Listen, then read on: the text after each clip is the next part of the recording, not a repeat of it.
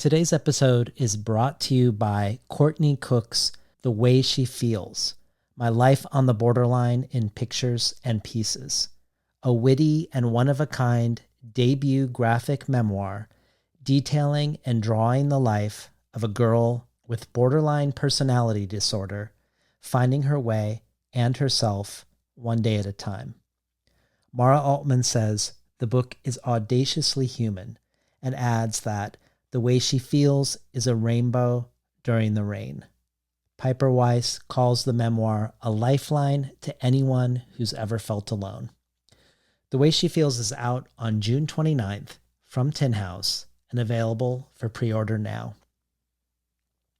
In the time between the recording of my conversation with today's guest and the recording of this intro, Anakana Schofield is no longer shortlisted for the Kerry Group Irish Novel of the Year, which I mention in this conversation, but she has since won Irish Novel of the Year for Bina, her latest book. You might wonder if it is a coincidence that June features two Irish writers back-to-back, first Doireann Grifa and now Anakana Schofield. It is somewhat coincidental in that I'm in conversation with many more writers now outside of the United States since the pandemic began, but it is also partially thanks to a publishing house I didn't know well, but should have known better. Anakana's new book, Bina, is out with a press that I've long adored, New York Review of Books, and I'm surprised that this is possibly the first book from them I've had on the show. But her previous books, Martin John and Malarkey, came out on a press I wasn't familiar with, the Ontario-based Biblioasis, and when they sent me Anakana's books, they also slipped in a copy of Doireann Grifa's A Ghost in the Throat, probably knowing I couldn't pass it up. So they are to thank, honestly, for this Irish doubleheader. If you enjoy Between the Covers, consider becoming a listener supporter, for Between the Covers is a show that only endures because of listener support. Receive the resource-rich emails that come with each episode, join the collective brainstorm about who we should invite on the show going forward, and check out the other possible benefits, from collectibles from the likes of Ursula K. Le Guin and Nikki Finney, to bonus supporter-only audio readings that include everything from craft talks by Marlon James, poetry readings by Richard Powers and Jory Graham and Doireann Grifa and Jenny Offal, to many other things. All of this can be found at patreon.com/betweenthecovers. And now for today's conversation with Anakana Schofield about the Irish Novel of the Year, Bina.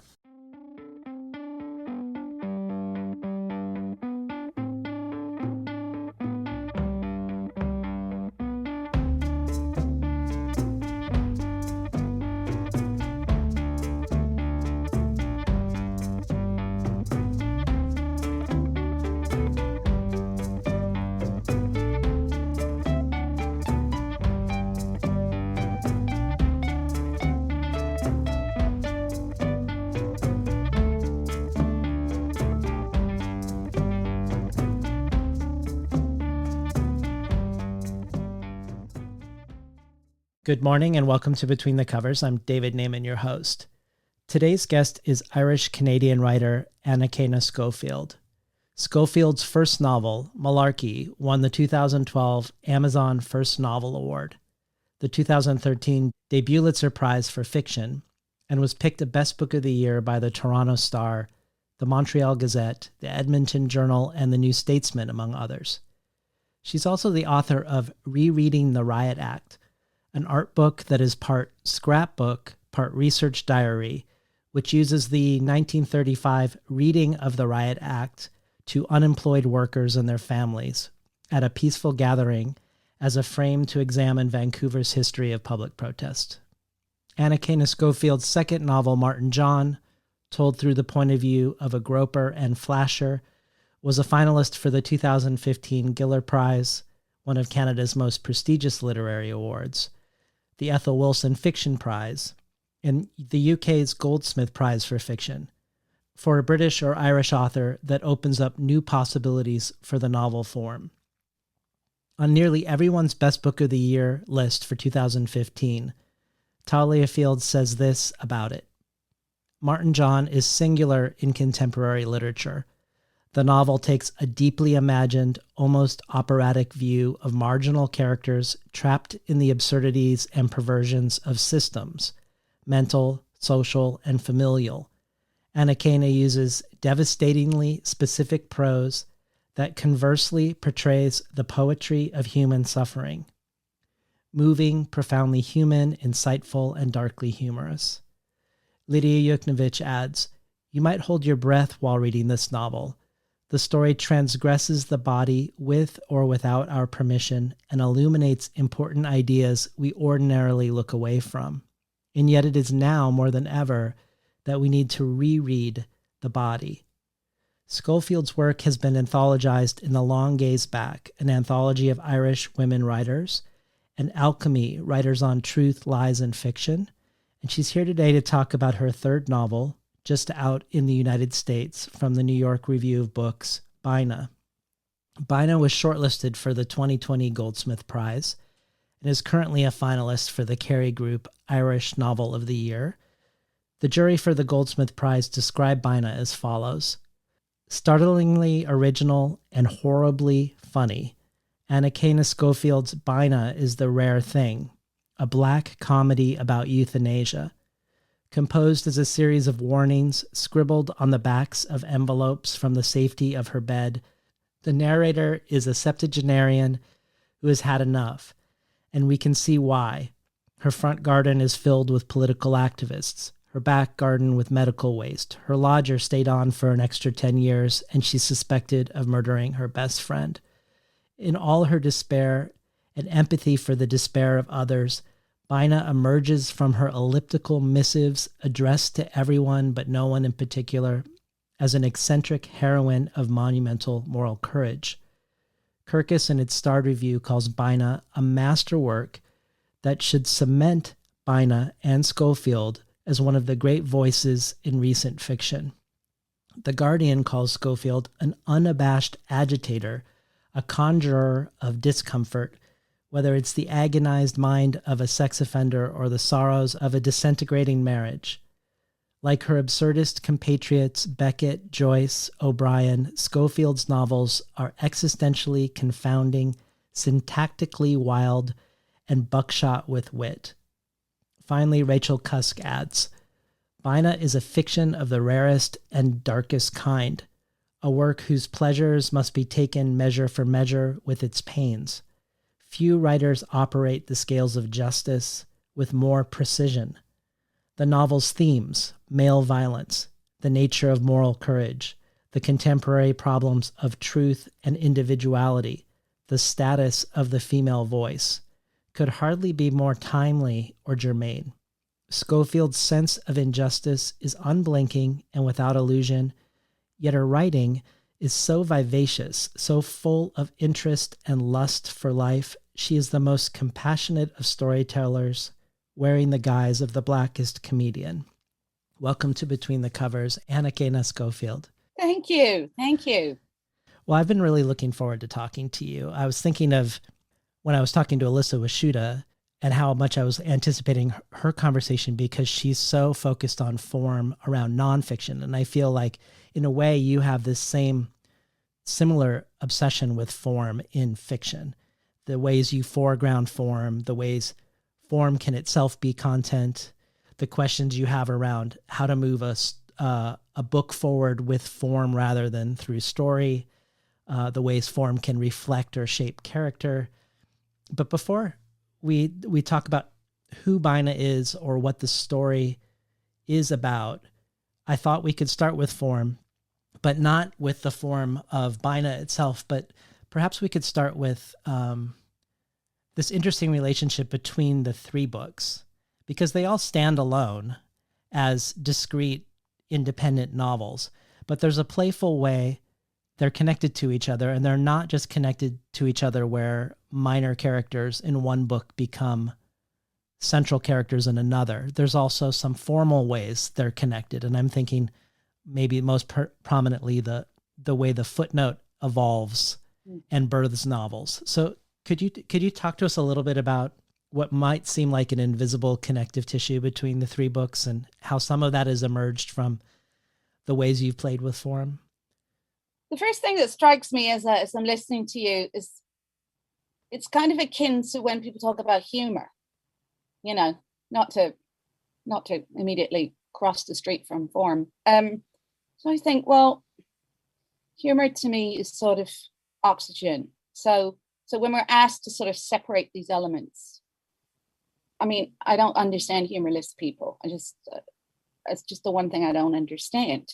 Because I think life is so sad and so awful for many people that I don't see how you could survive it unless you see the humor in it. So form, one of the things I constantly say is when people, come to me about my novels, why? So let's just start with Martin John. They'll say, well, one person really stands out, and that is this BBC interviewer who said, in the opening part of her interview was, and I will say she's a great interviewer, because she said, I didn't like your novel. I think I'm glad you wrote it, but I'm not sure. Explain yourself. Now, I have to say, my memory is a bit fuzzy, so it might be some other version of that. And I'm sure there's somebody out there on the internet that's going to rush off and fact check it and come back and say, she didn't say that. She said, mow the lawn. That was what I heard. And I remember being very struck that I'd reached this kind of point with my work where I was getting on this program, which was to celebrate, well, not celebrate, but it's only for women. And I was on this program because Martin John had been nominated for the Goldsmith Prize. And I just thought it was so interesting that I arrived at that point. And it's just so strange to me that the terms of art were kind of absent in the equation. So why would you expect to like a novel about somebody who's incredibly disturbed? Although I would contend that there are likable qualities in that book. So this isn't going to answer your question, but I always struggle with the separation between, and I don't know. I often think, well, did somebody drop me on my head when I was a child? Because my brain just does see things so differently in terms of the novel. I don't understand why people write kind of these heapy paragraphic novels. I mean, life is not really heapy and paragraphic. Is that even a word? Paragraphic. It sounds good. I do want to ask you about your origin story around writing. I mean, all these words are problematic, innovative, or experimental. But before we do talk about any of that, talk to us more specifically about the footnote. Your books have become more, have moved farther and farther away from heapy paragraphic novels, one book to the next. But we also have this sort of the birth of one novel from a footnote, and then an explosion of footnotes. So talk to us about how Martin John came and then what happened after. Whoa, because it's not quite that. Just to put you back in your footnote folder. It's that the first novel, there's one single footnote in the first novel, which is see Martin John, a footnote novel. And that was pure devilment, self-provocation, right? So did I know, had I written a book called Martin John, a footnote novel? No, obviously not, because it took me 10 years to write that first book and it's kind of lost. So actually, now that I think back on it, it was a really stupid thing to do because what if I hadn't written the next book? A bunch of people on the internet would probably come and go, well, where is it? I'm not reading this book because you promised me. But it was self-provocation. And even when I think back, it's so weird to think, why did I do that? Because that character was called Beirut. He wasn't even called. Was he called Martin John? I can't remember. And then, so the first novel only has one footnote. The second novel is a footnote. The entire book is a footnote. There's no single footnote in that book. And it's a footnote to the first novel. So I have like titles. So it's Malarkey, a novel in episodes, Martin John, a footnote novel, 2 Malarkey, and then Bina, a novel in warnings. So then in Bina, somehow I took a hammer to the footnote and it's covered in these footnotes. So that's kind of what happened. In essence, it's true what you're saying. In essence, the notion of the footnote was born within that first book, which only had a footnote that had like no purpose. Yeah. It was absolute provocation. And I think self-provocation. I mean, because my books are already apparently provocative. So, when you write them, you're not sitting down going, well, how on earth can I startle the world any further? Right. As I sit startled by the world all day long.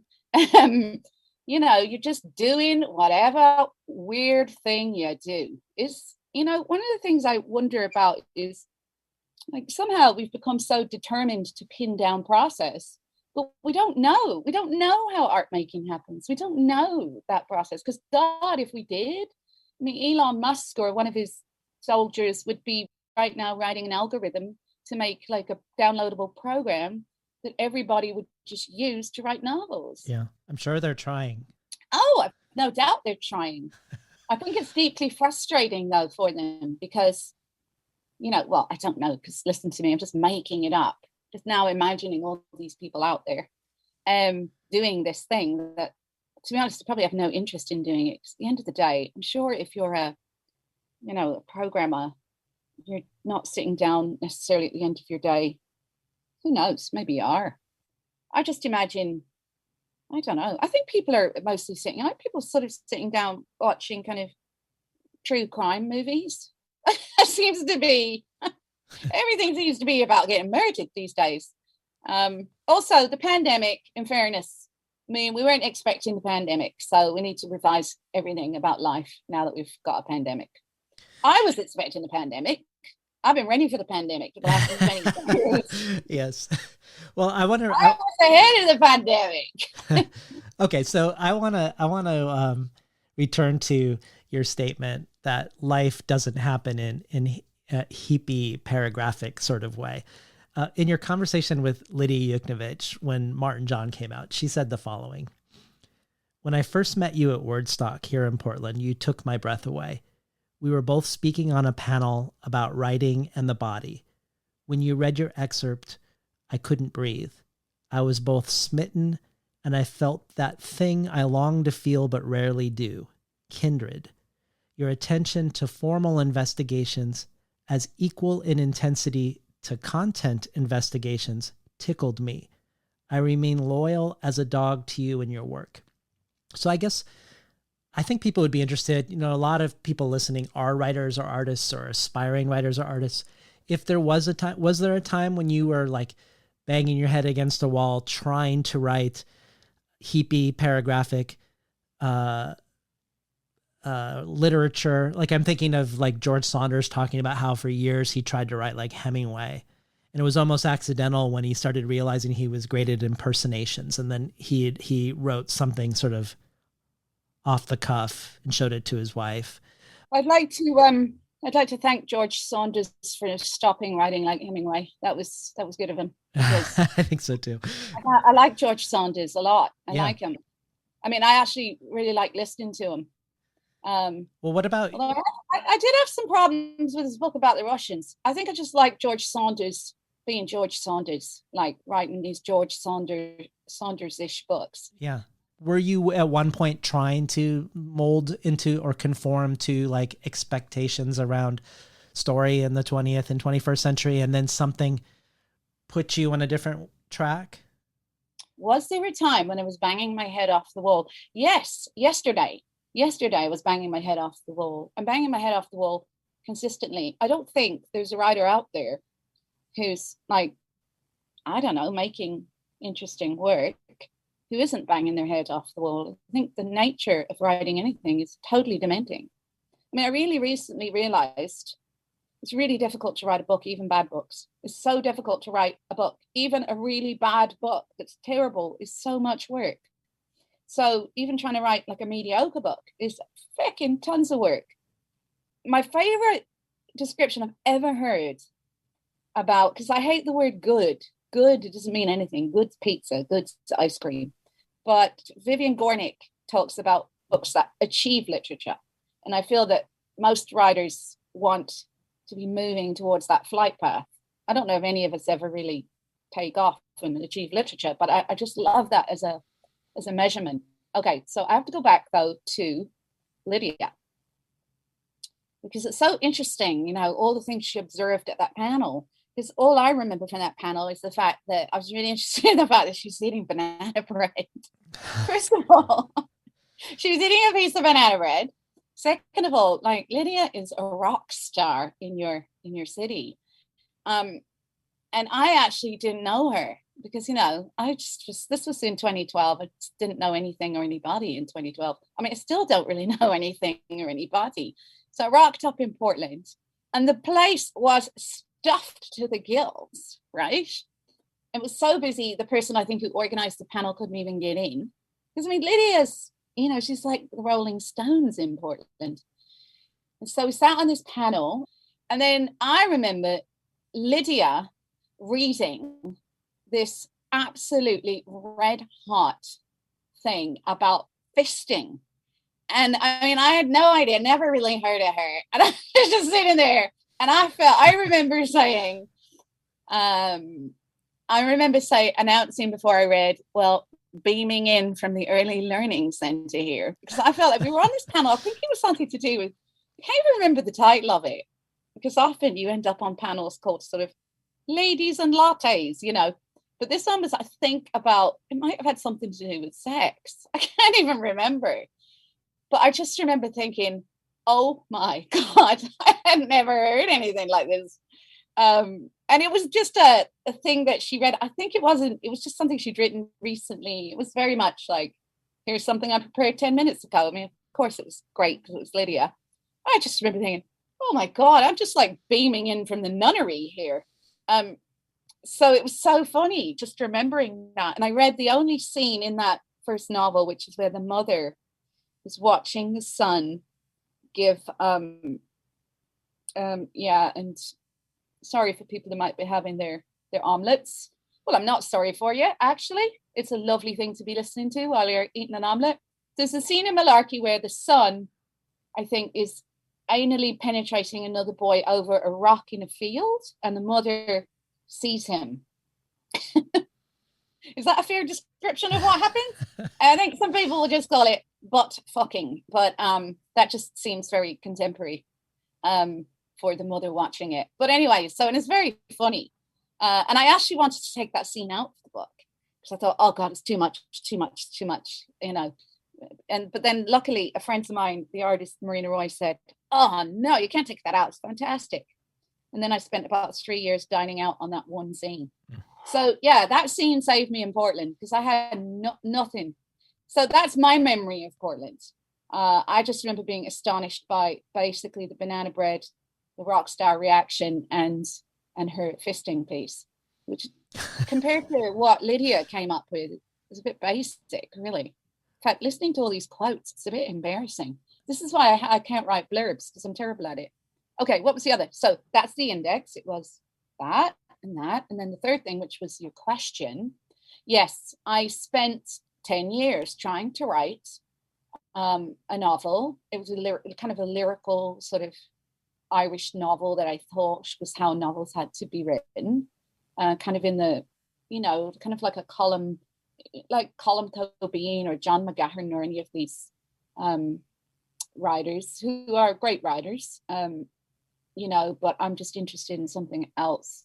I'm interested in making something else. And I just couldn't contract my prose or constrict it to fit in that form.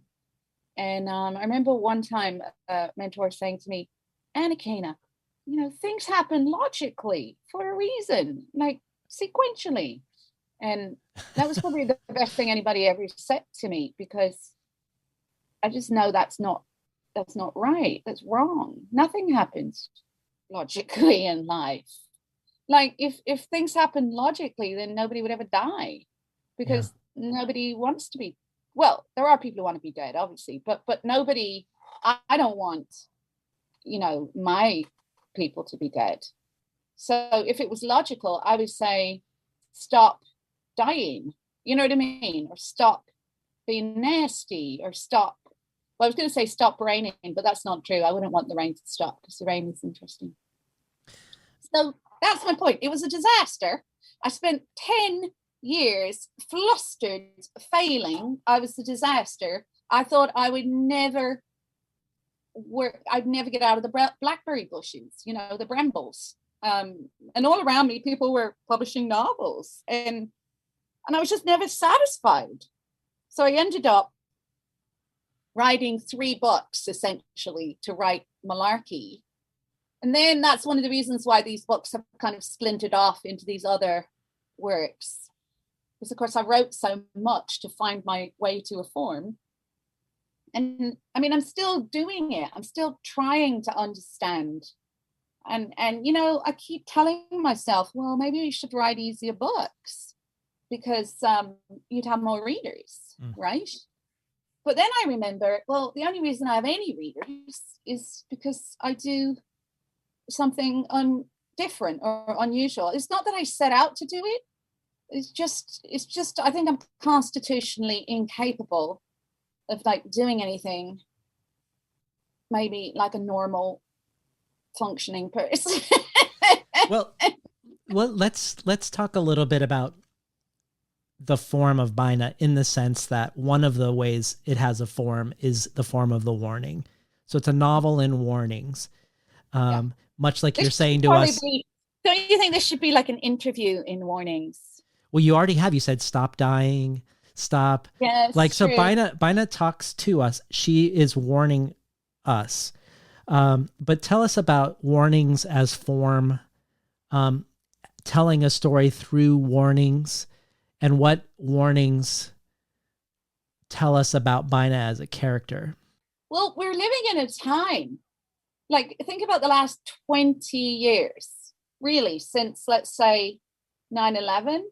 It's 20 years since 9/11, isn't it? I'm not very good at numbers. You know, we've lived in a almost a canopy of fear, you know, or under a canopy of fear. And I remember, you know, I have a son, he's 21. God bless him. He's upstairs sleeping off a long night of video gaming, writing movies. He's writing screenplays. So one of us has a future around here. But I remember thinking of, you know, in his infancy and as a young child, and I just remember thinking of how to kind of let him know that not everybody was out to hurt him. And I mean, that has to be even more like thematic, depending on, you know, where you live and all the factors. Like, you know, you must, like, I'm just thinking, just comes to me as I'm thinking about Black mothers. I mean, they must be dealing with this, you know, at a level that I can't even imagine. But I remember trying to balance giving him the idea that the whole world was out to hurt him, that, you know, and I just remember struggling with that, and also struggling with the fact that on some level you are afraid. You're always afraid that your child will be in pain, or you'll do anything to prevent your child suffering. I just remember being conscious of that. I also grew up, don't forget, I mean, you know, I feel like a lot of my literary influences is actually, the longer I go on as a writer, I'm 50 now, I've been at this since I was 20, early 20s, the more I realized how influenced I am maybe by the liturgical. By the what? The liturgical, like the liturgy. Sorry, I don't know, is that even a word? Liturgical. Yeah. It's a nice word. It is a word. And I'm actually all for making up words. That's what I love about language. I love the invention of language. I love the way language evolves. Patois, I love all of it. I love sound.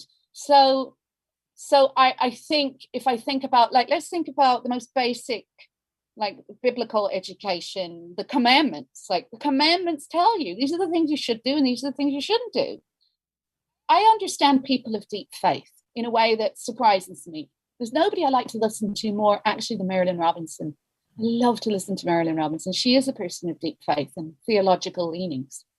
And I think she's such a brilliant writer because I can read her, even though I could basically be considered a utopic pessimist / atheist.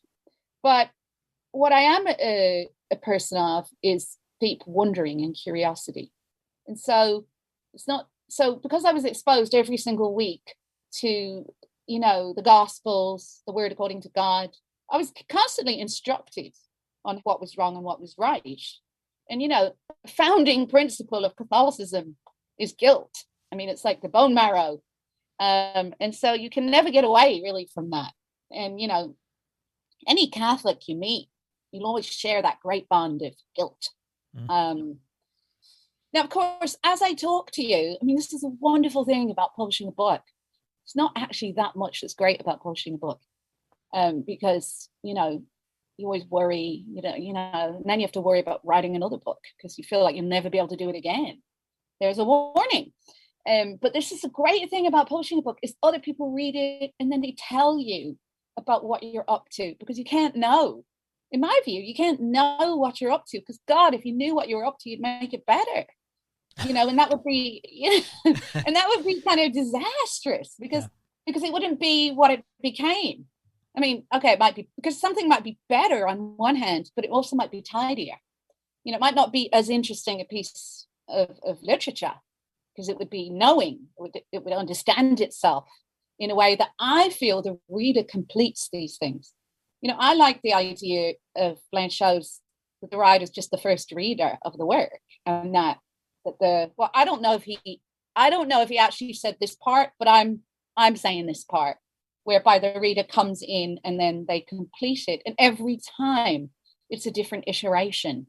Now that is really hard to stomach if you are foolish enough ever to look at Goodreads. Don't do it, or any of those, you know, Martha in the basement says, you know, Pete in his pajamas declares, you know, that this woman doesn't have right, and Pete in his pajamas knows better.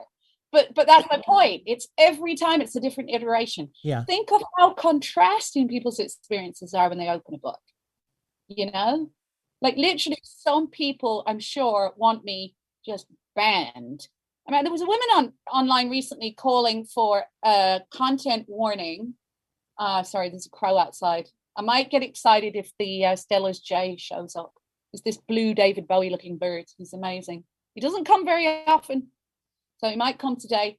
There's a woman online I saw, and she was giving out saying that Bina needed kind of like, you know, they used to have, what was her name? Not Nancy Reagan, whoever, Barbara Bush, or one of them said there should be stickers on rap music, you know, warning of explicit lyrics. Somebody wanted like one of those stickers on the front of Bina. That's amazing. And she wanted it on the front of Bina, wait for it, for animal abuse. For animal abuse? Animal abuse. I think it was because Eddie like murdered her ducks. Yeah. Oh, it's just like, well, yeah. So, you know, obviously we know there's lots of great people on the internet. But my point being that the iteration, right? And so as I'm talking to you or listening to you, it strikes me like the subconscious is just making up stuff in relation to what I was up to. And it doesn't really matter because it does sound pretty good so far. And you're going to edit it, right? Yes. So my point is that maybe there's another process after you've written the book, and that is finally being able to understand something about what's in the book, even though you can't actually remember what's in the book because you're 50. Well, to take your completion of Blanchot's thought about the reader completing the writer's work, essentially. Yeah. I feel like there's something kind of ingenious about the opening of Bina. So at the beginning, Bina says, "I do swear, in this place you will find warnings. If you heed them, they will be yours. If you don't, you were warned." But then you make it impossible for the reader to heed them. The first two warnings we get are no ditch and no door. But the first two chapters that follow are named ditch and door. So from the get-go, we're in a problematic relationship with Bina and her warnings.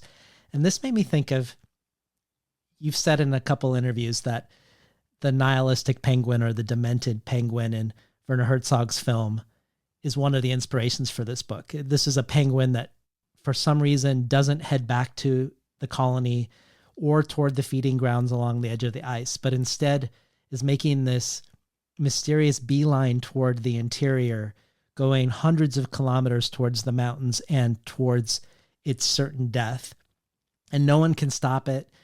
And yet no one knows why he's going that way, despite the warnings. And I wondered if this is how the penguin is an inspiration, because in these opening pages, you've made us all as readers into nihilistic penguins, it seems. Well, I mean, I think you overdid it on the penguin front. I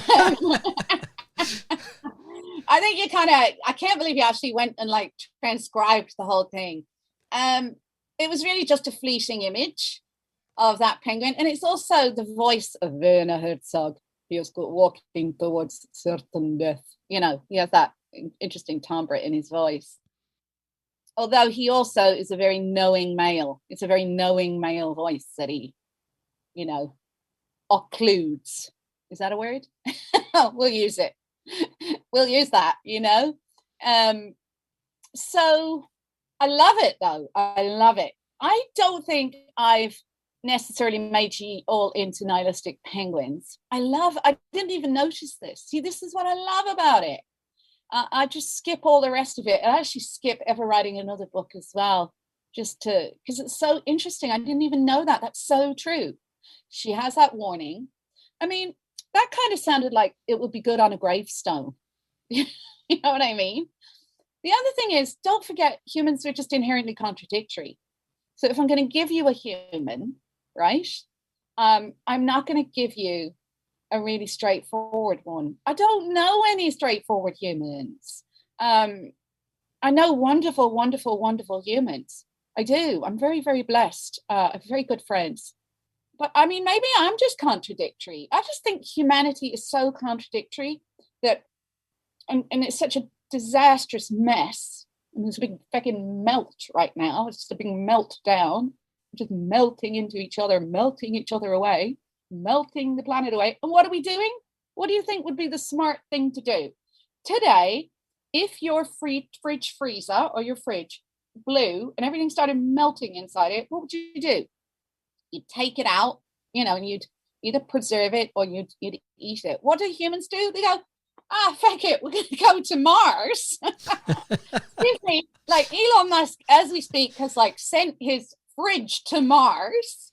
Do you know what I mean? We're like, well, we just can't wait to, fuck it, man, let's not fix this. Let's just take the whole fridge, shoot it up in the air to Mars, land it wherever the fuck it lands. And just make, I just keep thinking, I'm sorry, but right now I'm really worried about the Martians. And people are worried if there are aliens out there. I'm actually worried. I think the Martians need a no-fly list up there. I've said this before. I'll say it again. That, you know, like, I don't understand it. And everybody's going, yay, and they're clapping him. And anyway, don't get in touch, Elon. Don't get in touch. You know, and people say, oh, you innovation. I once went on a date with a guy who kept looking out the window, pointing to Mars. That was kind of interesting. We also ordered a pizza with 3 types of fennel. And I said to him, I don't like fennel. And he ordered a pizza with 3 types of fennel on it. So then I had to order my own pizza. Well, you're a living example of life not being sequential in this conversation. And so is that date, for sure. I wanted to talk about the way you shape character, partially through withholding.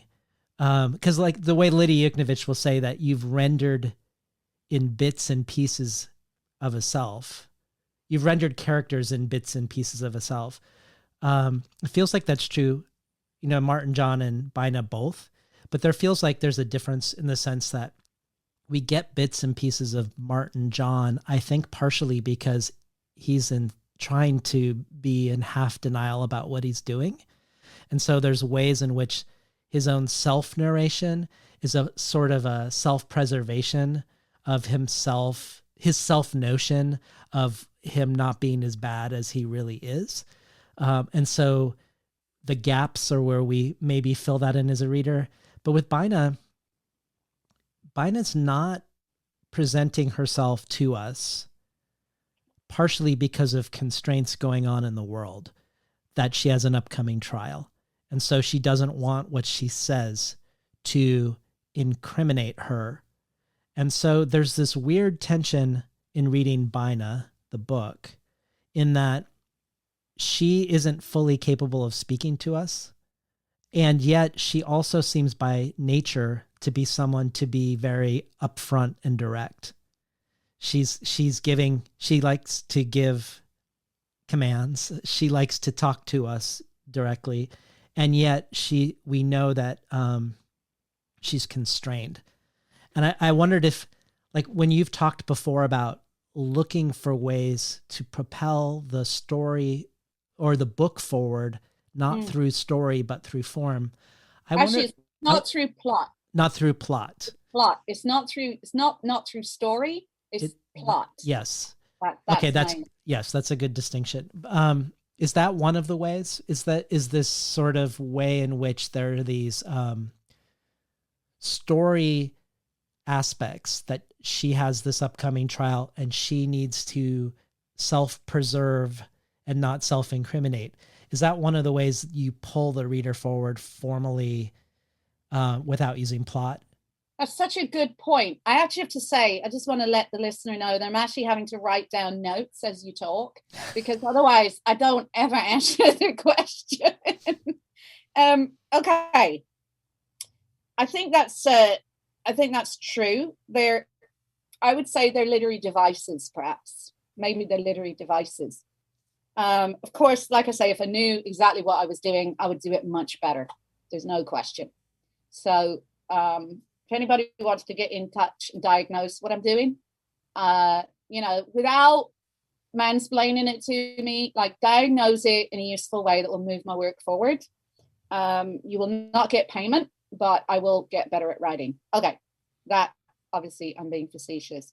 I want to go back to Martin John. Martin John is entirely in denial about what he does. But more importantly, his mother is in denial.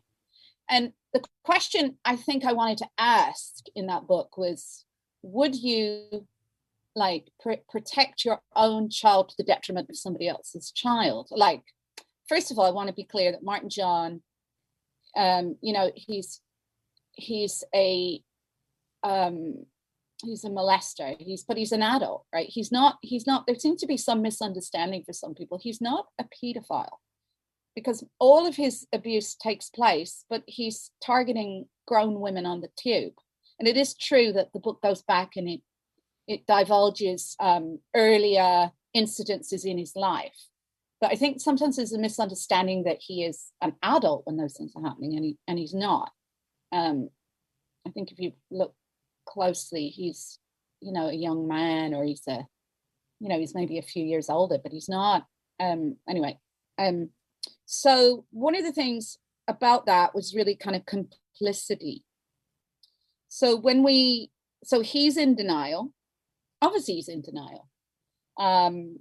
Because otherwise he wouldn't be going around abusing women, we hope. And then the mother's in denial because the mother doesn't want to admit what she's been made aware of, that her son is dangerous. So she sends him to England.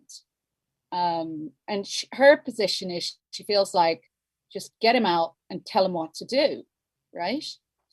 And actually, if you think about it, there's a lot of warnings in Martin John. I only realize it now. So maybe that's where I picked up the warning from. But the other thing that's important is, and I didn't realize this, it was actually the writer Joanna Walsh who told me I was doing this. She teaches, I think, the book. We hear Martin John's mother through Martin John's head. So it's the second person indirect. Now, of course, when I sat down to write that, I didn't sit and construct, well, if I make the point of view like this, it'll, I would like to know if George Saunders, get in touch, George. Does George Saunders like sit down and go, well, I know what I'm doing. And if I use this point of view and if I pick and mix these devices, I don't think he does. I think he sits down, probably with a bit more facial hair than me. And he just like grinds it out. He doesn't know what he's doing until he begins to see something of what he's doing. And then it's over. And then afterwards he finds out what he's doing. So yeah, I think that's true in terms of denial. One of the things I want to point out, though, that, and one of the things that I think is like a metaphor, perhaps, with Bina, is that with Martin John, we kind of believe that people who commit these atrocious crimes and, you know, are somehow other or different, but they're actually us. Like, we are Martin John. We are him. Okay, you know, he's us and we're him. And so I think maybe that's the point, that you can't remove yourself from that equation, that as long as you imagine that's just some distant aberration, that's just non-human or non-humanity, well, then you're complicit in it continuing. And then in a way, it's true in terms of Bina. Yeah, she's much more abrasive, she's direct, but she's 74 or 76, whatever she is. I think she's 74. And, you know, she's an ordinary woman. Bina is invisible. Nobody's coming to help Bina. Nobody sees Bina. She's one, like, and I do think that we just don't give a flying fuck about old people, especially old women. I mean, we've seen that in the pandemic. We just left them all in LTCs, and, you know, the COVID just swept through and killed them. It's a bit contradictory given the okay boomer thing. The boomers did okay, but I do see this invisibility of old people, and that who's going to listen to you when you're old? And more to the point, you know, people go, oh, she's done, you know, she doesn't know what she's talking about, you know, but actually you do know, like, when you're old, you know emphatically when you're old because you've been around long enough. And I just wanted to create a woman who would just give it to you as it is. That there wouldn't be any apologizing. There wouldn't be, I mean, you know, when you've been around that long, and you've put up with the things you've put up with, partly because Bina lumbered herself with them. Like, I was very curious about, who do we lumber ourselves with? And especially as women. Like, who do you inadvertently invite into your life, and how hard is it to get rid of them? How hard is it to it's easy to unload, if that is that the word, unload or upload, and it's really difficult to offload. The offload ramp moves so much slower than the onboarding. Yeah. So I was really curious about that. Okay, in terms of the so-called story aspects, well, I mean, somebody said, well, they're kind of like mosaics, right? They get a little bit here and a little bit there. So that's an interesting analogy. Yeah, I imposed the device that Bina, and I have this thing, the redacted. So all those black stripes that you see throughout the word, underneath them is the word redacted. And I created almost like this other character that was called redacted from the group phoned. Redacted from the group found. And so, but the designer put like a black stripe over them. And the idea would be that there was this voice that we couldn't hear. And in a sense, that's true, because there's always another voice. There's always another voice that we can't hear. And that's one of the perils of writing a novel, is you can only give, you know, so many voices, either the first, the third, the second, or maybe the ubiquitous kind of godlike narrative. But there's always another voice, right? There probably is probably a redact in every single book that's ever written. So I just put this one in, and it just worked as formally it was content because she's been arrested. And it's a device that's often used in court documents. I mean, it was used an awful lot under the Trump administration. There was a lot of stuff that was redacted. So I think, you know, it was an interesting, I'm always curious about just like writing in all its forms. That project that you referred to earlier, that art project that I did, rereading the Riot Act and on, I mean, that was really about the act of public reading. Like, how can the act of reading be used against people publicly? That was really what that was about, even though it was all tied up with labor history. So yeah, I'm really interested in, okay, how can you create momentum in narrative? How can you create momentum in prose without having, like, you know, plot like, oh well, somebody died and then they got buried and, you know, then somebody discovered something. I'm not interested in plot. And I think plot can be created through these other literary devices. I mean, Cesar Iro is really good at this. He creates momentum. He doesn't necessarily have plot. He creates momentum through prose, just through language. And I suppose also, like, I'm interested in the velocity of prose, the velocity, the muscularity of language. So I guess I want that to be the mechanics, if you like, the anatomy of what might move the book forward. Well, I want to return to two things that you brought up in this answer. And one of them is the invisibility of women, older women in particular. I think of how Bina stands out when I think of, in this regard, because in the 11 years of me doing this show, almost 200 episodes, the only person I can think of is Mary Ruffel, who was on the show and engaged with this topic in depth, how women after menopause become invisible. And she says in her piece in Granta, which is called Pause, no matter how attractive or unattractive you are, you've been used to having others look you over when you stood at the bus stop or at the chemist's to buy tampons. They have looked you over to assess how attractive or unattractive you are. So no matter what the case, you were looked at. Those days are over. Now others look straight through you. You are completely invisible to them. You have become a ghost. And then Katie Waldman in The New Yorker, who wrote this, I think, really deep and smart review of Bina, and I think she's one of my favorite writers on writing. Yeah. She said, in a country that sees old women as foolish and disposable, Bina is accustomed to swallowing down cruelty and coughing it back up as aphorism.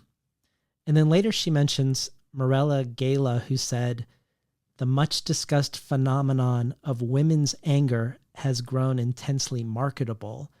And Katie Waldman suggests that Bina has aged out of economic value and conventional desirability, and that Katie is tempted at seeing your book as a pointed challenge to the feminist marketplace, daring us with the question, do you actually care about this lady? And I wondered how that analysis struck you. Do you see centering a character like Bina, who's in her 70s, who doesn't have a heroic storyline? Do you see that as a challenge to the reader or as a corrective to the absence of those sorts of narratives? I found that aspect of Katie's review great, fascinating. To me, it was and also a challenge to me to think on from it, right? Like, and I have thought about it, and I would say the answer is no. The marketplace doesn't give a flying fuck about Bina. They're not interested in Bina. Capitalism basically not interested in anything unless it produces cash.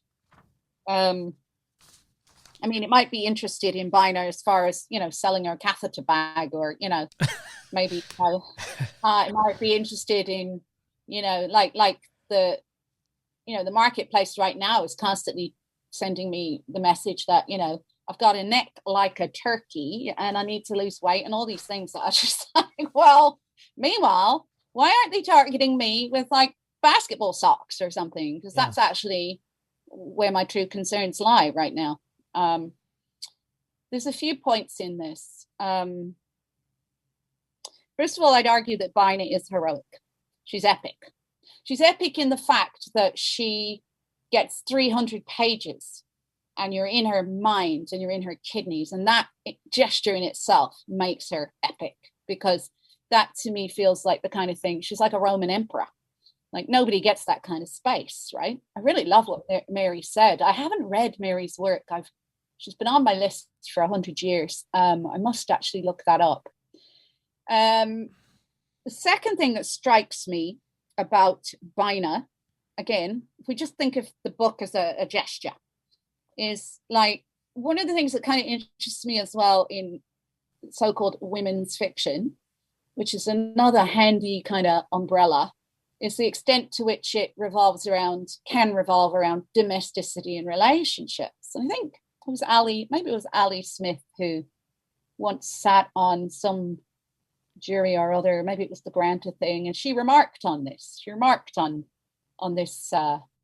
And so I guess it begs the question, well, Bina's not looking for a boyfriend. Do you know what I mean? Like, Bina isn't going to give you some story about romance. Bina, and this is what's fucking fantastic to me about being an old woman.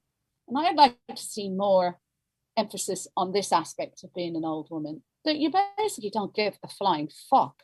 I just think it's so interesting to me, being now 50. I can't imagine why any woman would saddle themselves with some new marriage or relationship. Why would you do that? You can have like absolute freedom to be who you are, what you want, however you want, without any of that. And I think that there's a very interesting thing that happens, and it's got everything probably to do with biology. And that is the weaponization of romantic love against women. So women, like, fellas don't have this. Fellas can keep reproducing until they're 102. I assume. I don't know about the biological truth of that. So get in touch, fertility clinics, and correct me. But my point is, like, for women, they have these years between like 30 and maybe 44, 42, where, if they want to be a parent, be a mother, that under the kind of traditional kind of normative heterosexual binary, if you like, that requires that some man deems them attractive enough to reproduce with. And now, of course, things are changing, and women are breaking out of that, and there are all kinds of alternate families, and good, because I don't think the two things are mutually exclusive. I don't think, so I think this is a huge pressure, and I often have conversations with younger women about this, where they have been sold the idea that it has to occur within this framework of this is the heterosexuals, and the heterosexuals are obviously very regressive. The queer community is way more advanced in this regard, but the heterosexuals are all still honey and boo. It's so boring. And so I feel very strongly that the weaponization of romantic love needs to be usurped, and we need to find alternatives. And actually, I would go as far as to say that the people who want to mate together should not necessarily be in relationships at all. They should just be like random people who want to be parents. And we should separate this all out and stop this bullshit. Because what it leaves is a bunch of women feeling like they're somehow failed to thrive. Meanwhile, those women are actually making incredible strides in all manner of other things. They're a lot more remarkable. To be honest, they are not just the vessels of like human reproduction. Anyway, obviously I've gone on a bit of a tirade, but my point being, it really does trouble me that the emphasis that is placed on this. I have a lovely anecdote to share. I ran into a doctor I hadn't seen for a long time. I actually love this woman. And we were walking along the road together, and we had children that were kind of in a similar age range, and so we live in the same neighborhood, and I hadn't seen her for, I don't know, 15 years or something. And go along the road, and she was telling me her marriage broke up, whatever, but she had a new fiance and she was going to get married to him. And then there was this beautiful moment where we both arrived at these traffic lights together, and she said to me, "What about you?" She goes, "Still single, huh?" And I thought it was so funny. And I said, yeah, I'm going to be single for 444 years. But I just thought it was such a kind of beautiful exchange. Obviously, it was a bit insulting, but whatever. I'm a novelist. It's a very useful interaction. But I thought about it and I thought, well, what kind of a measurement is that? What kind of a rubric is that? I want to stay with this and this question that you raised just a minute ago of why in the world would you saddle yourself with a relationship, at this juncture in your life? Because you did also refer back to the ways in which Bina ends up saddling herself. So she's heroic on the one hand, but she's also like one of the ways this book is a book, I think you could say, about love in regards to female friendship. And for sure. This book is 100% a book about female friendship. I've been trying to say that for 3 years. Yeah. No, I think it is. But I mean, like all my books, like it's a big complicated stew, right? It's not popcorn. It's right.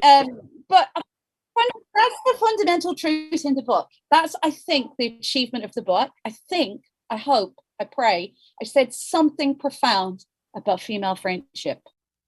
I totally think you do. But the other thing that I wanted to bring up in relationship to that also is about self-sacrifice for women and the question of saying no. Another way this book feels very much centered around women is around this question. It's something that I also discussed with Darren Negrifa in the last episode, and it's something that she also engages with. And I'm thinking about how in Martin, John, and Bina, you have characters who both have people living in their houses that they don't want to be living in their house. And in Malarkey. Yeah. But the significance is different in Bina. It extends to many other things in her life. Eddie, who crashes in a ditch outside her house and ends up at her door, is taken in by her, but stays there for 10 years, despite what Bina would ultimately want. She's physically abused and psychologically abused by him. He conducts illegal activities from her house. And even when he ultimately leaves, the possibility of his return sort of looms over everything that she's doing. So he's sort of there in a way when he's not there. But this isn't specific only to Eddie. She's willing to risk and sacrifice her own well-being for the cause of the right to die. Yeah. She won't kick out the crusties, the bearded activists who are camped out on her front lawn, who are defending her, but, honestly, she would rather they weren't there. One reviewer, I think, quite accurately calls empathy her Achilles heel. And yet she's acutely aware and speaks to us about the importance of saying no. In fact, she herself says, if I do nothing else in these warnings, I will train you to say no. 32 times. I mean, 32 times she tells you how to say no. This is what it looks like 32 times. Yeah. I mean, that feels like a very much another way the book is engaged with. I mean, it's not exclusive to women, obviously, but a gendered potentially exploration. And one of the ways you could look at the journey for Bina, I think, as a character is around this question. Yeah, God, it's it's good. Your questions almost put me in a bit of a stunned state because I'm processing them because they were so thoughtful. I'm sorry to seem so combative. I'm not combative. This is me just thinking. This is a woman in thought. I probably seem very combative. And I shouldn't be apologizing for that because if I was male, I just think I was kind of probably edgy, Good point. Maybe not. Men can phone up. You can call up and dispute that. Okay, so here's the thing. God, I keep saying here's the thing. It's very annoying. She does say, doesn't she? Sacrifice is a silly thing that women do. So hilarious. I love this because you're prompting me to remember the text. Yeah. Even though I don't actually remember the text. Sacrifice is a thing that women do. It's true. She does say it. Okay. Bina essentially is fierce, right? She's fierce. I mean, I kind of like to think of her kind of like a missile or something, but yet at the same time, she is softened in ways, like the crusty who comes in and he wants to use her toilet. And sometimes, like when she gets stern with the crusties, then they say, oh, because they're very earnest, and then she kind of softens. And I think, yeah, in some ways, I think it was just, I mean, we want the whole picture of women. We don't want these simplistic portraits that, all good or, well, basically, yeah. And so in a way, I've been interested since the beginning in the darker side of motherhood. I mean, my first novel opens with a woman saying she is so annoyed by the grief counselor, right? And she's having hallucinations of naked men at each other all the time. And in some ways, maybe it's about that. Maybe it's about the reluctance to complain that does seem to be a feature of the female condition. And I know this because I complain all the time. So as someone who gives out full-time, overtime, time that it hasn't even existed yet, I'm just amazed at what women endure, what women have to put up with, and what comes at women. Now, I'm certainly not trying for a moment to suggest that nothing comes at men. Of course not. And I've always made this clear when I wrote Martin John. That book was a response to listening to 10 long years of public inquiries into the most horrendous sexual abuse inquiries, the most horrendous infractions and invasions of the female body. And it has to be said that, of course, in all of those sexual abuse inquiries, there are very, very many men who were also concurrently abused. I just chose to focus on women. And there's going to be a lot of other writers who may focus on men, and maybe I will carry on and I will focus on men. But so I just want to be very clear that I'm certainly not denigrating or being disingenuous, because abuse and suffering isn't gender specific. Just like there are all kinds of class injuries. It took me a long, long time to figure that out. Like, that there are class injuries that I don't know about because I didn't grow up upper middle class or middle class. I grew up poor, working class. So I'm conscious of those class injuries, but there exist other injuries that as I age, I've come to learn about. And so after issuing that caveat, I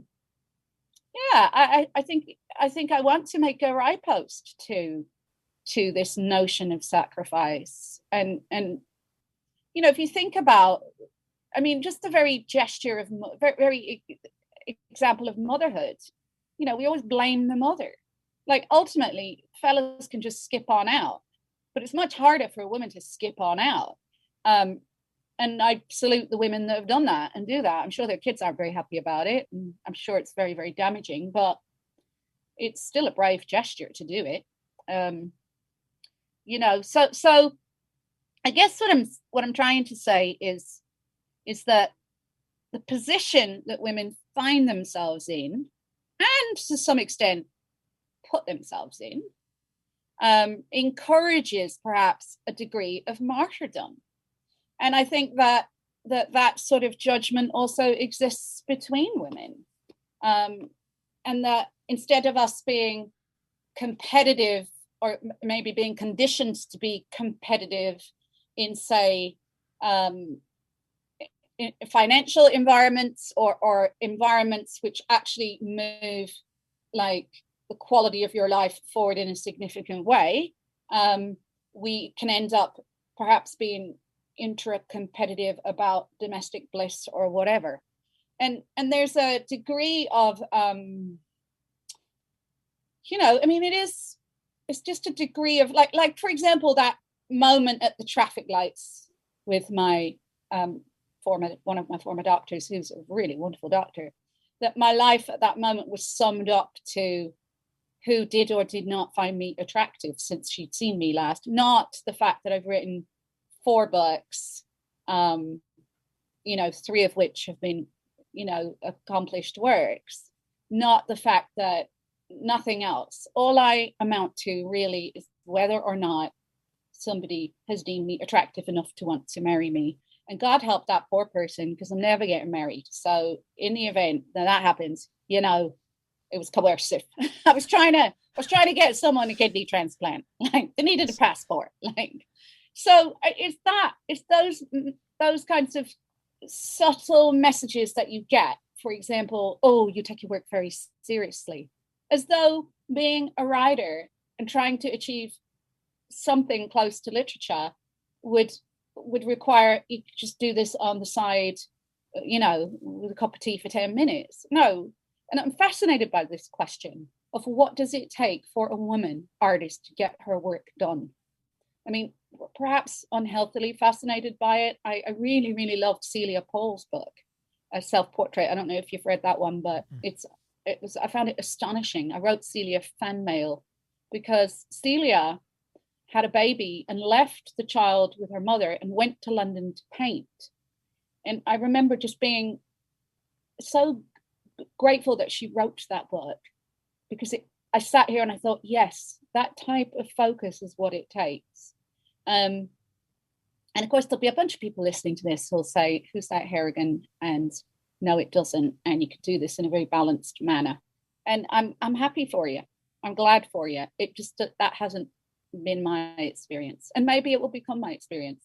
But, you know, when you're making, when you're trying to make work that's interrogative, you're not necessarily going to have floods of, you know, the same way if you wrote like confessional essays, people will come to those essays because they want to find themselves or an element of their experience in those essays. Whereas, you know, when you're writing fiction, and that also has been a thing, which I actually don't like.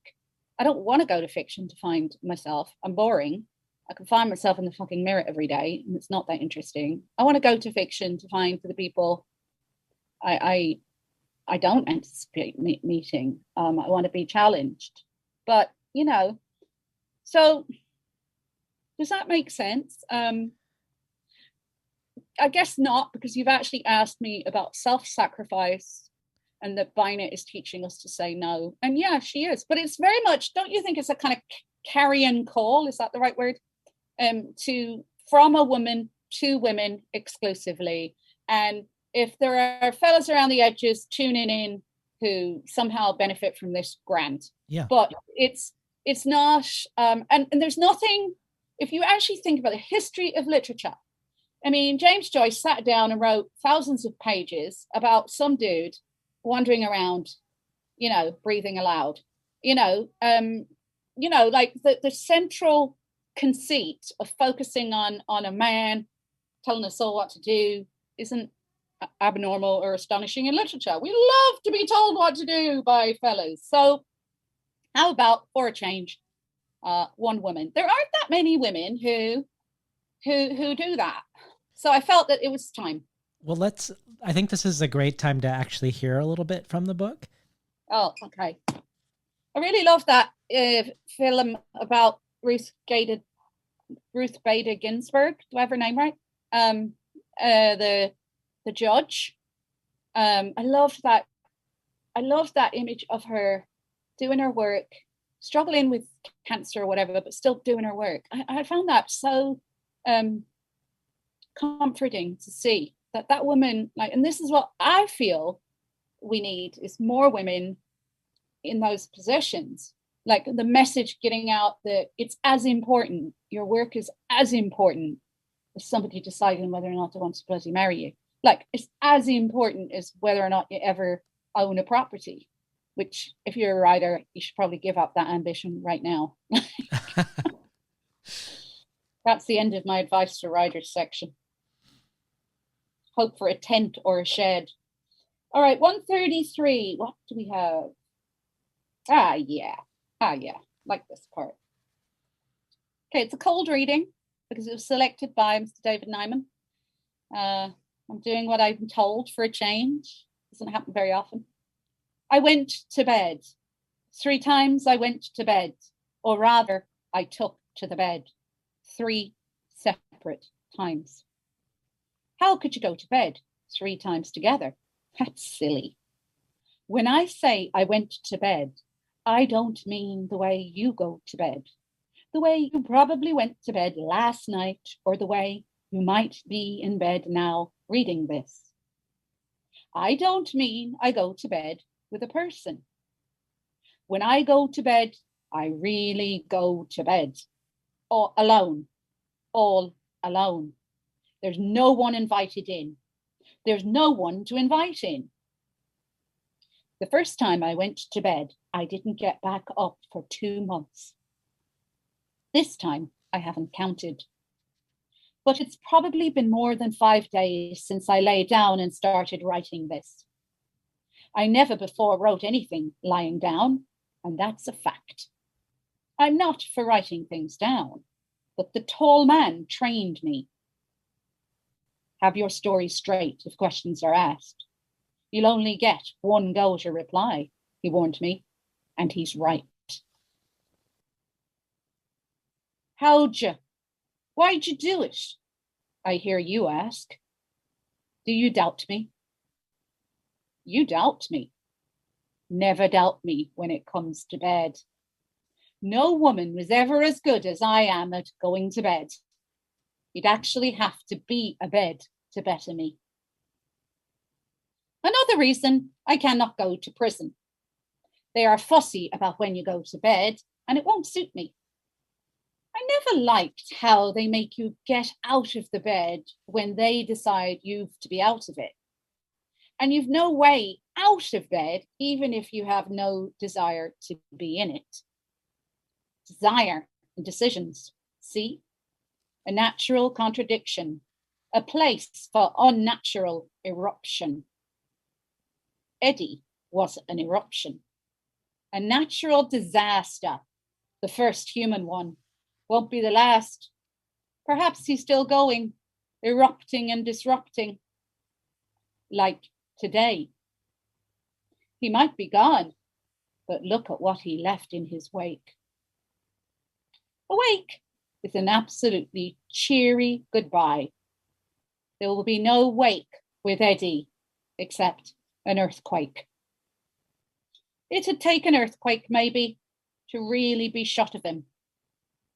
Pity you can't order them over the phone, underneath specific people. We've been listening to Anakana Schofield read from her latest book, Bina. So one of the major ways that character and form are sort of creating each other in Bina is around note-taking. She's self-censoring to us, but she's also sees note-taking as a sort of her last chance to tell the truth of what is happening. So there's this tension happening, but she's also taking notes because her memory is starting to fail her. And she's also writing notes ultimately to be useful to others by writing down her warnings of what not to do so other women won't suffer what she's suffered. But because she's writing down these notes on scrap paper and on the backs of receipts, it changes the way the language is and also the way you arrange the language. And I have 2 questions for you from other writers that coincidentally both happen to touch on this aspect of Bina. So I'm going to read those. The first is from writer and poet and poetry columnist for the New York Times, Elisa Gabbert. And she says, I felt that Bina almost read like a novel in verse. This effect is partly due to the formal constraint imposed on Bina by the scraps and receipts she is writing her missives on. And then she says in a parenthetical, it reminds me of the part in How Music Works where David Byrne explains that pop songs are 3 minutes long because that's how much music fits on a 45. Then she continues, the unit in these fragments feels closer to the line, the poetic line, than the sentence. As a writer who sometimes thinks in lines and stanzas and sometimes thinks in sentences and paragraphs, I want to ask you, how would you describe your novel's relationship to poetry? how did the narrower margins, even if those margins are fictive, in the poem-like passages, change Bina's writing and yours? Wow. Well, first of all, hello. How are you doing, Alyssa?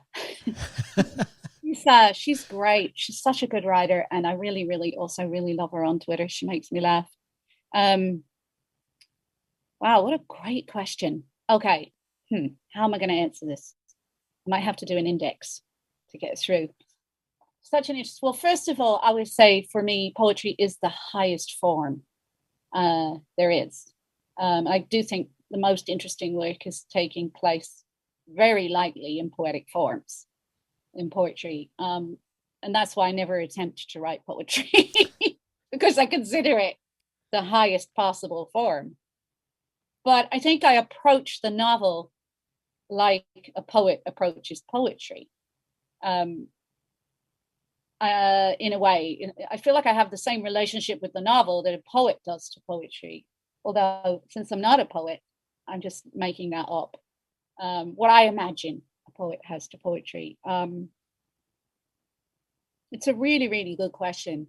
And I think that there's one moment in Bina where I realized after, you know, the way when you give readings from your book, you read this bit and that bit. And there's just one moment, and I never get this feeling very often in anything I write. I remember once the writer asked me, did you never just write a line and think, God, I nailed that? And I said, never. I never write a line where I think that's a great fucking sentence. Never. Sometimes I might write a line and read it 6 months later, it would make me laugh, but I never think I've nailed it. And the couple of times I thought I wrote something really strong, it got rejected. So now I don't have that experience. I think, but there's one moment in Bina, and it's that line where she says, it's something to do with a well, and the women are talking, and she says, well, she says, a deep well for me to fall into. And it's just like it's a little stanza, I guess that's what the poets would call it. And I think actually that moment I was doing something, I truly did something interesting with language. And I feel that is very interesting what's happening with language there. And also that maybe sums up the entire book in the way that I use the word well, and then I create this well, and then somehow it all comes together about this relationship between these women that we've been dancing around for 300 pages. Now, I think it occurs somewhere like towards the middle end of the book. I really like her analogy about music with David Byrne. I wrote that down. I'm going to look for that book. I'm really curious about musicality. I'm really interested in the note. And so it's carefully scored, that novel. There isn't, usually when I'm writing a novel, about the first, say, 90 pages, I just know it back to front and inside out because I've written and rewritten it, and I'll take a word out and then I'll put it back in, and there's connections between a word that appeared 3 lines earlier. So in that regards, it is kind of like poetry, I suppose. But it's not. It's a novel. The question is that our concept of the novel is so limited. I mean, it's unbelievable. If you imagine visual art, let's think about visual art for a moment. Like, we're not going into galleries saying, well, painting, art has to have a frame, and art can only have a picture of a pear, or, a thing of flowers. Like, our concept of what we'll engage with in visual art, so much broader than what we will expect or anticipate to find in the novel. Or even the shape of the physical object of the novel. Exactly. You're never going to have a round novel. Well, why not? I know, why not? Why not? A round novel. I mean, what about having a book that comes, that's 26 chapters long, but it's 26 different items? There could be all kinds of shapes. Oh God, I'm giving away great ideas here. And all across the land, publishers are going, shut that woman up. So I think, I will say this about poetry. when I was struck, I think I found my form because of poetry. So with the first novel, that first novel that took 10 years, I struggled and struggled and struggled.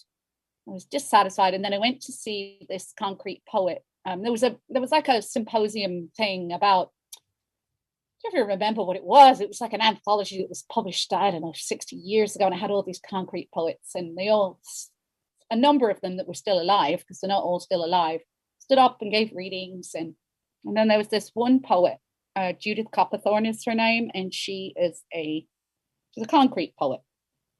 And she did something very different. And she just like walked around the room, walked up and down, and she just threw out these lines, these single words related to that time. And that really helped me understand a human being could be comprised of, instead of seeing like linear arcs and these, I hate arcs. It's so fallacious. I hate the way time gets tackled in the novel. I've always resented it. It's tied up into these neat, handy bundles, but there's nothing tidy about time in life. I mean, ask anybody who's ever been depressed, for God's sake, you know. But I remember being struck both by the physicality of the fact that she chose to move when she read, and just this notion that these fragments would create a moment in time. And so that was where I found that more episodic, fractured form, which worked because the novel was about grief. So I owe like that to poetry. I mean, I'm really interested, for example, in Anne Carson's book. Hold on, I have to go look at the title. You know, The Bun in a Box. Knox, there you go. I mean, you know, it's this concertina of a book. And you pull it out, and this is like a life. I just think it's the most beautiful creation. And the fact that it has all those really beautiful pictures and postcards and so, but to go back to Bina, okay, so the other thing, I don't want to write novels that are narrated by writers. I don't want to write novels that have writers at the center of them. But somehow I'm still struggling to come to terms with how to deal with the fact that I'm aware that there's a reader reading, and I'm aware that I'm writing, and how to bridge that. Because I feel the need to bridge that somehow. Because I use direct address in my books. I use that kind of Brechtian, because I want the reader to know that I know you're there. I know you're there, and I know that I'm asking you to do a lot with me in this book. You know, it's like I guess it's the empathy as well. Maybe it's like the female writer who has empathy for the fact that people might be suffering. And I'm sure people are. Like, I'm pretty sure people are suffering while they read my novels, like throwing them at the walls or burning them, or you know, writing vulgar things on the internet about me. So I would just argue on that point, or not argue, but I would posit on that point that I had to also think about materiality. Like, what does Bina have access to? Like, if I'm not going to write from the point of view of, like, I don't know, a frustrated translator or an academic, I'm going to posit an ordinary woman. Well, an ordinary woman of her generation that was a very much a feature of people took notes off the radio. And I guess I love this accrual, the idea that the ordinary person is constantly accruing knowledge, the idea that knowledge is reserved only for, you know, people in ivory towers, or people, you know, I do find that kind of, I mean, it's something that's tricky with social class, but I refuse to believe that that the poor aren't interested and curious and having like interesting, curious observations and thoughts about the world, and accruing knowledge and collecting and reading and you know, digesting the world like everybody else. So if I'm going to write about someone who's ordinary, I have to use the material that they have access to. And so that's why I thought electricity bills, receipts, also people who live, I mean, kind of the country, people that live in rural Ireland as well, or not necessarily rural Ireland or rural anywhere. They have to use, sometimes unless they pay, they don't necessarily have rubbish picked up. Like, you know, it's slightly different. It's not like living in a city. And so, they might want to redeploy those materials. I mean, I think it's really important in fiction to make shit up. I hate the way that contemporary fiction has become so reliant on whether or not it rings true, or whether or not, I mean, it's just so silly. The whole point of fiction is making it up. But there are a couple of things where I will say, okay, what would she, I don't want to pretend, like, I don't want to make out that Bina's a magazine editor. So I had to make it appropriate. And that also created, so the idea that it was on receipts also gave me something spatially to think about as I wrote. It also was the way in which the prose unrolled. I think one of the reviews was critical of that and said, wasn't it? Somebody said something about, but I don't think the person computed that this was a gesture of social class. This was a way of saying, this is how much space this person has to write. Yeah. Just as this is how much space this person has really to be heard or considered significant in the world. And I want to take people who aren't heard, who may not on the surface be considered significant, and create on the page, a place where they have a stage and they're significant. They're wholly significant to that book. And I mean, that's not new, right? Like, lots of people have done that through history, through literature, rather. Well, my second question for you, you've sort of at least begun to answer with your example of the concrete poet and of Anne Carson, but I'm going to ask Darren Negrefa's question for you, which coincidentally is also about poetry. She said, I'm in awe of the skill with which you render your characters' voices, both in speech and in thought, and the ways in which you choose to structure these bursts of language on the page, where space seems as necessary in holding those voices as it would in a poem. Your pages sometimes feel like prose poems, and you've briefly referred in the past to the influence of experimental poetics on your prose. Could you please elaborate on how poets or individual works of poetry have acted as provocations in your own artistic development? And does this interest persist? Well, Gora, mila mahagat adoran a grom o chrí in County Corky, in County Cork. Yeah, well, actually, it's funny because I did love the Clina Art Ulera, which of course is the central poem in Darren Negrefa's memoir. I did love that poem. God, these questions. I'm almost like I'm inadequate in the face of such fine questions. In terms of voice, well, I've got a new take on voice. And don't forget, I revise my theories about 15 times an hour. So this is my theory from the last 75 hours. I get asked a lot about voice, and I just don't really understand how you could have a novel if you don't have voice. And people will say things like, oh, it's voice driven, like it's almost pejorative, as though voice is simple, or sometimes I get that and I get a little testy, a bit like the humor question, like, well, what fucking planet do you live on where everybody, the planet I live on, the people who have the hardest time on this planet often have the most ripe sense of humor. I mean, anybody that's ever worked as a cleaner, or anybody that's ever worked in a factory or whatever, or on transit or something, knows that you can't survive unless you have a sense of humor. Anyway, I already covered that, so I don't know why I'm going back to it.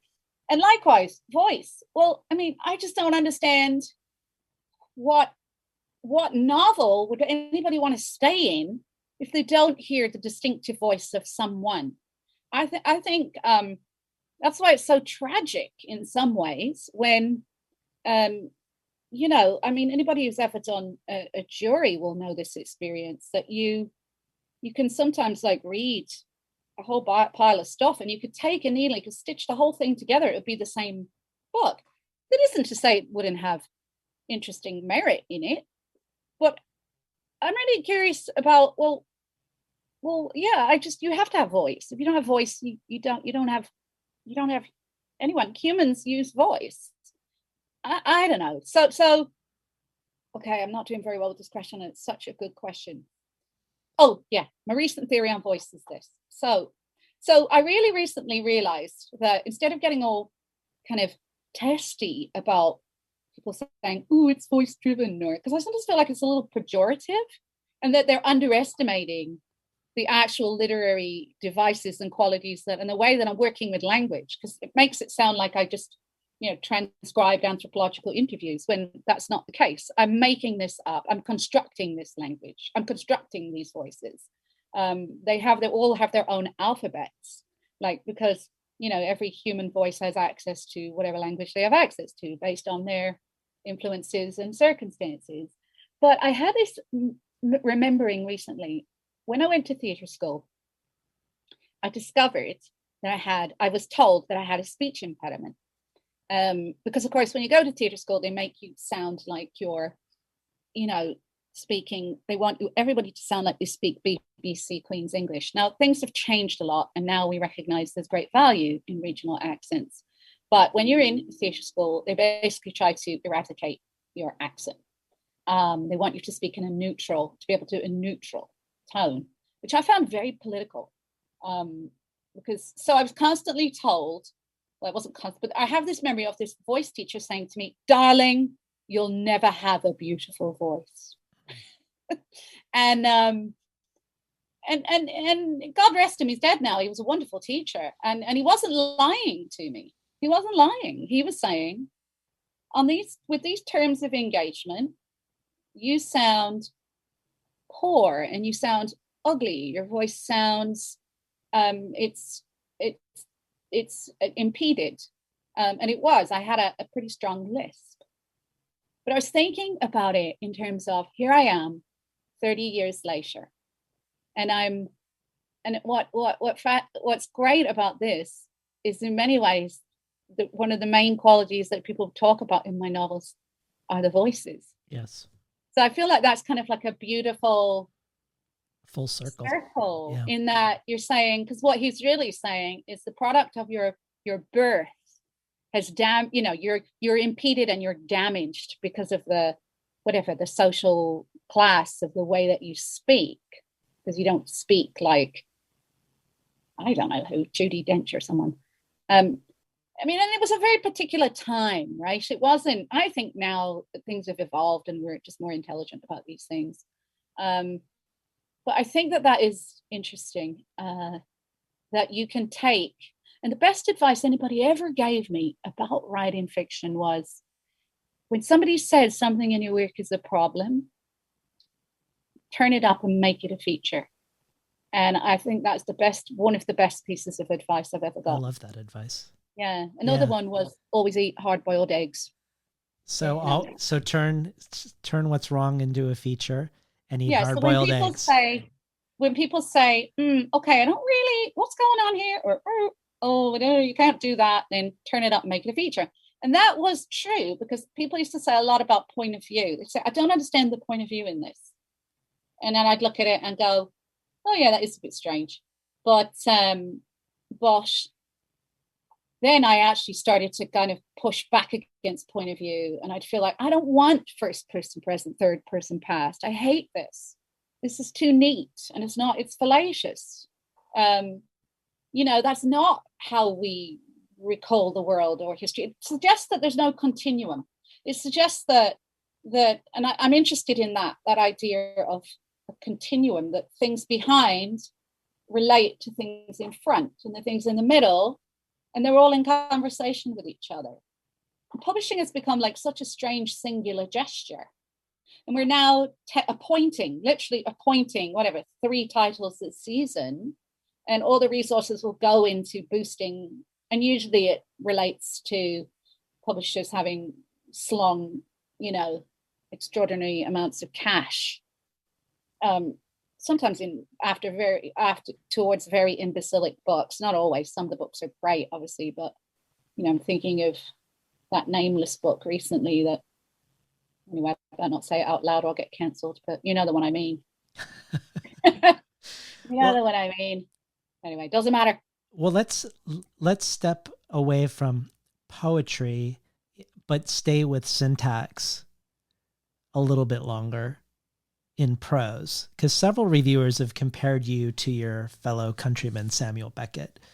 The Guardian compares the two of you in that your books are what they call existentially confounding and syntactically wild. The Walrus says Bina's patterns of misremembering and epiphany sometimes resemble those of the speaker in Beckett's one-act play Not I, that unnamed narrator seen as a floating mouth on an otherwise blacked out stage delivers a disjointed monologue about a childhood of neglect and loneliness that led to years of silence. Finally, Katie Wallman says, the women's relationship, a bond forged against a backdrop of misogynist violence sustained over tea, lends stakes and solidity to what might otherwise read as an exercise in tone, a seance to bring Samuel Beckett with his absurdism, gallows humor, and lyrical foreboding back to earth. I agree as a reader with Katie Waldman that because there's so much of the small details of life sustained over tea, that I actually never feel like I'm reading something that is Beckett-esque or that we are hearing from a floating mouth either. But on the other hand, when you were asked to say in an interview what your favorite line of writing was, and you read the following lines from Beckett's Worst Word Ho, no choice but stand, somehow up and stand, somehow stand, that or groan, the groan so long on its way, no groan, simply pain, simply up. It made me immediately think of the lines from Martin John that Lydia Yuknovich picked out. Coats can drift, open. That's what coats are like. That's what women like, open coats. And a quick face full of him. He likes it too. He likes what they like. And it definitely made me feel like when I heard those. God, that's amazing. I don't hear any resemblance at all between them. Okay. To me, it felt like that the music of those two sentences were on friendly terms. Not that they were. Well, okay. So there is an interesting Beckett story. Okay. I read Beckett's journals, and I read Beckett's journals because I wanted to read what he read, and I discovered stuff like his letters with Robert Pinget. I discovered Spinoza. I mean, that's often what I'll do. I'll go to a writer's journals, diaries, letters, and I'll go through and find out, okay, what do they read? And one of the things that fascinated me about him was I was very lucky because I got to read this guy's thesis.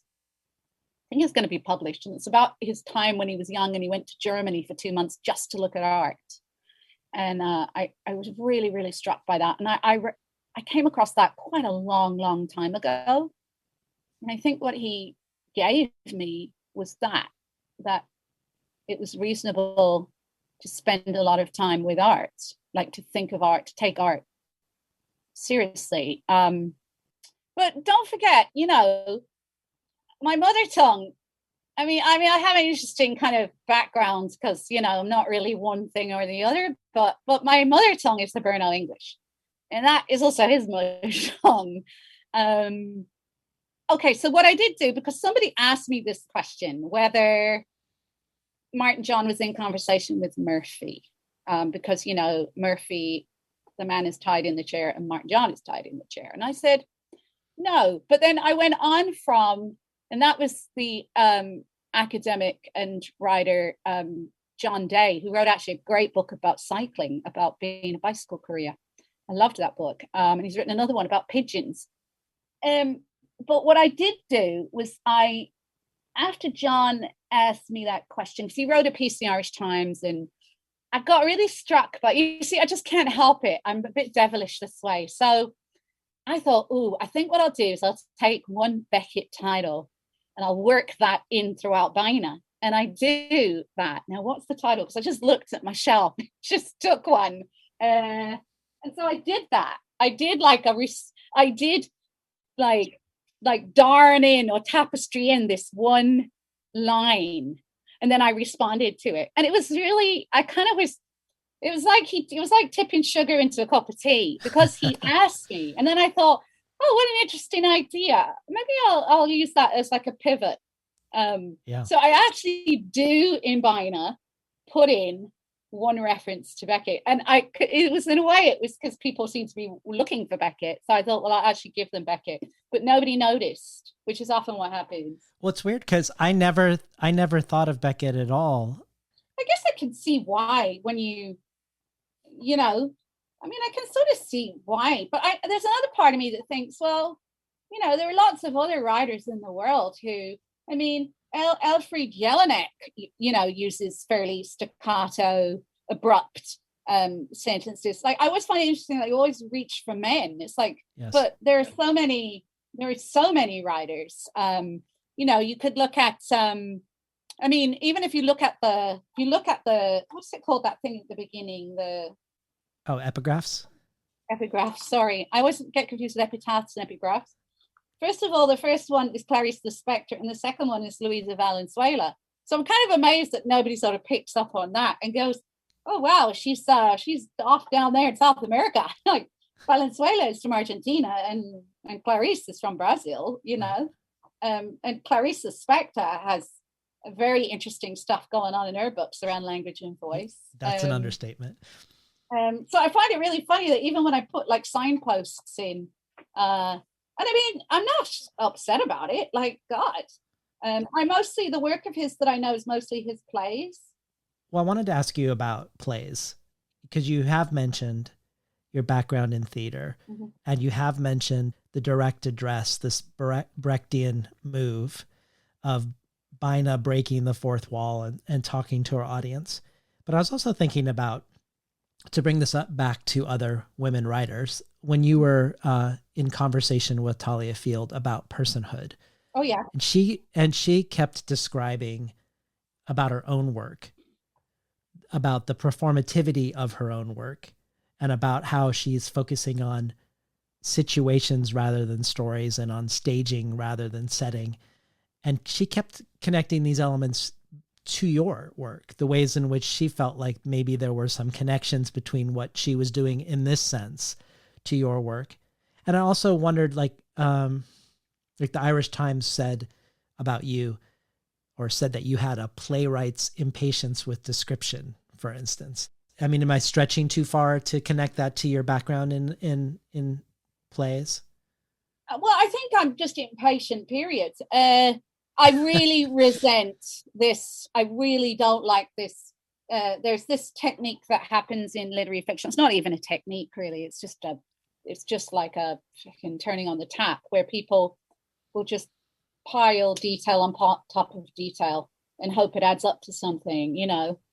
The blue door that I came in with my blue socks on. I stared at the fridge and it was also blue. And there's a very particular. I just find it so banal. And I really object to the way that the weather is abused in literary fiction. Because you know what? The weather is interesting enough. You don't need to make the weather more poetic than it is, right? So I'm a little impatient with that, because I guess maybe I object as well to that easy relationship where the readers kind of, basically afternoon tea. They know they're getting a cup and they're going to have the tea and then they're going to have a sandwich. And then the reader settles back and the reader wants to be transported, and they want to forget where they are, and drift off to wherever. No, I'm not interested in that. There's loads of people who'll do that for you. Knock yourself out. No, I'm kind of more interested in the tea spilling on your legs.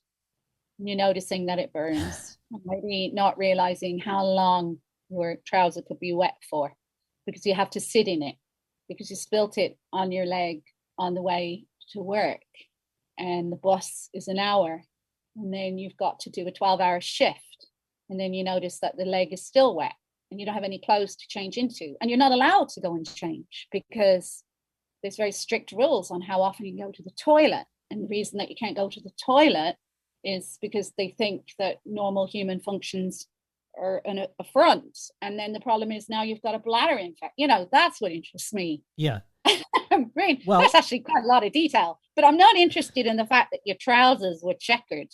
You know what I mean? I hate the way that landscape as well is deployed. I don't know why I object to it so much. I don't see anything to do with playwriting, or it's just I just don't like being lulled. If I want to be lulled, you know, I'd listen to Handel or something. Well, could you speak a little bit to some of what you've written outside of your novels about a common or too common line of inquiry about what you've written is something that you've actually lived? Like if I were to say to you now, well, have you ever spilled tea on your pants? And is that why you write this piece about spilling tea in your pants and the bladder infection?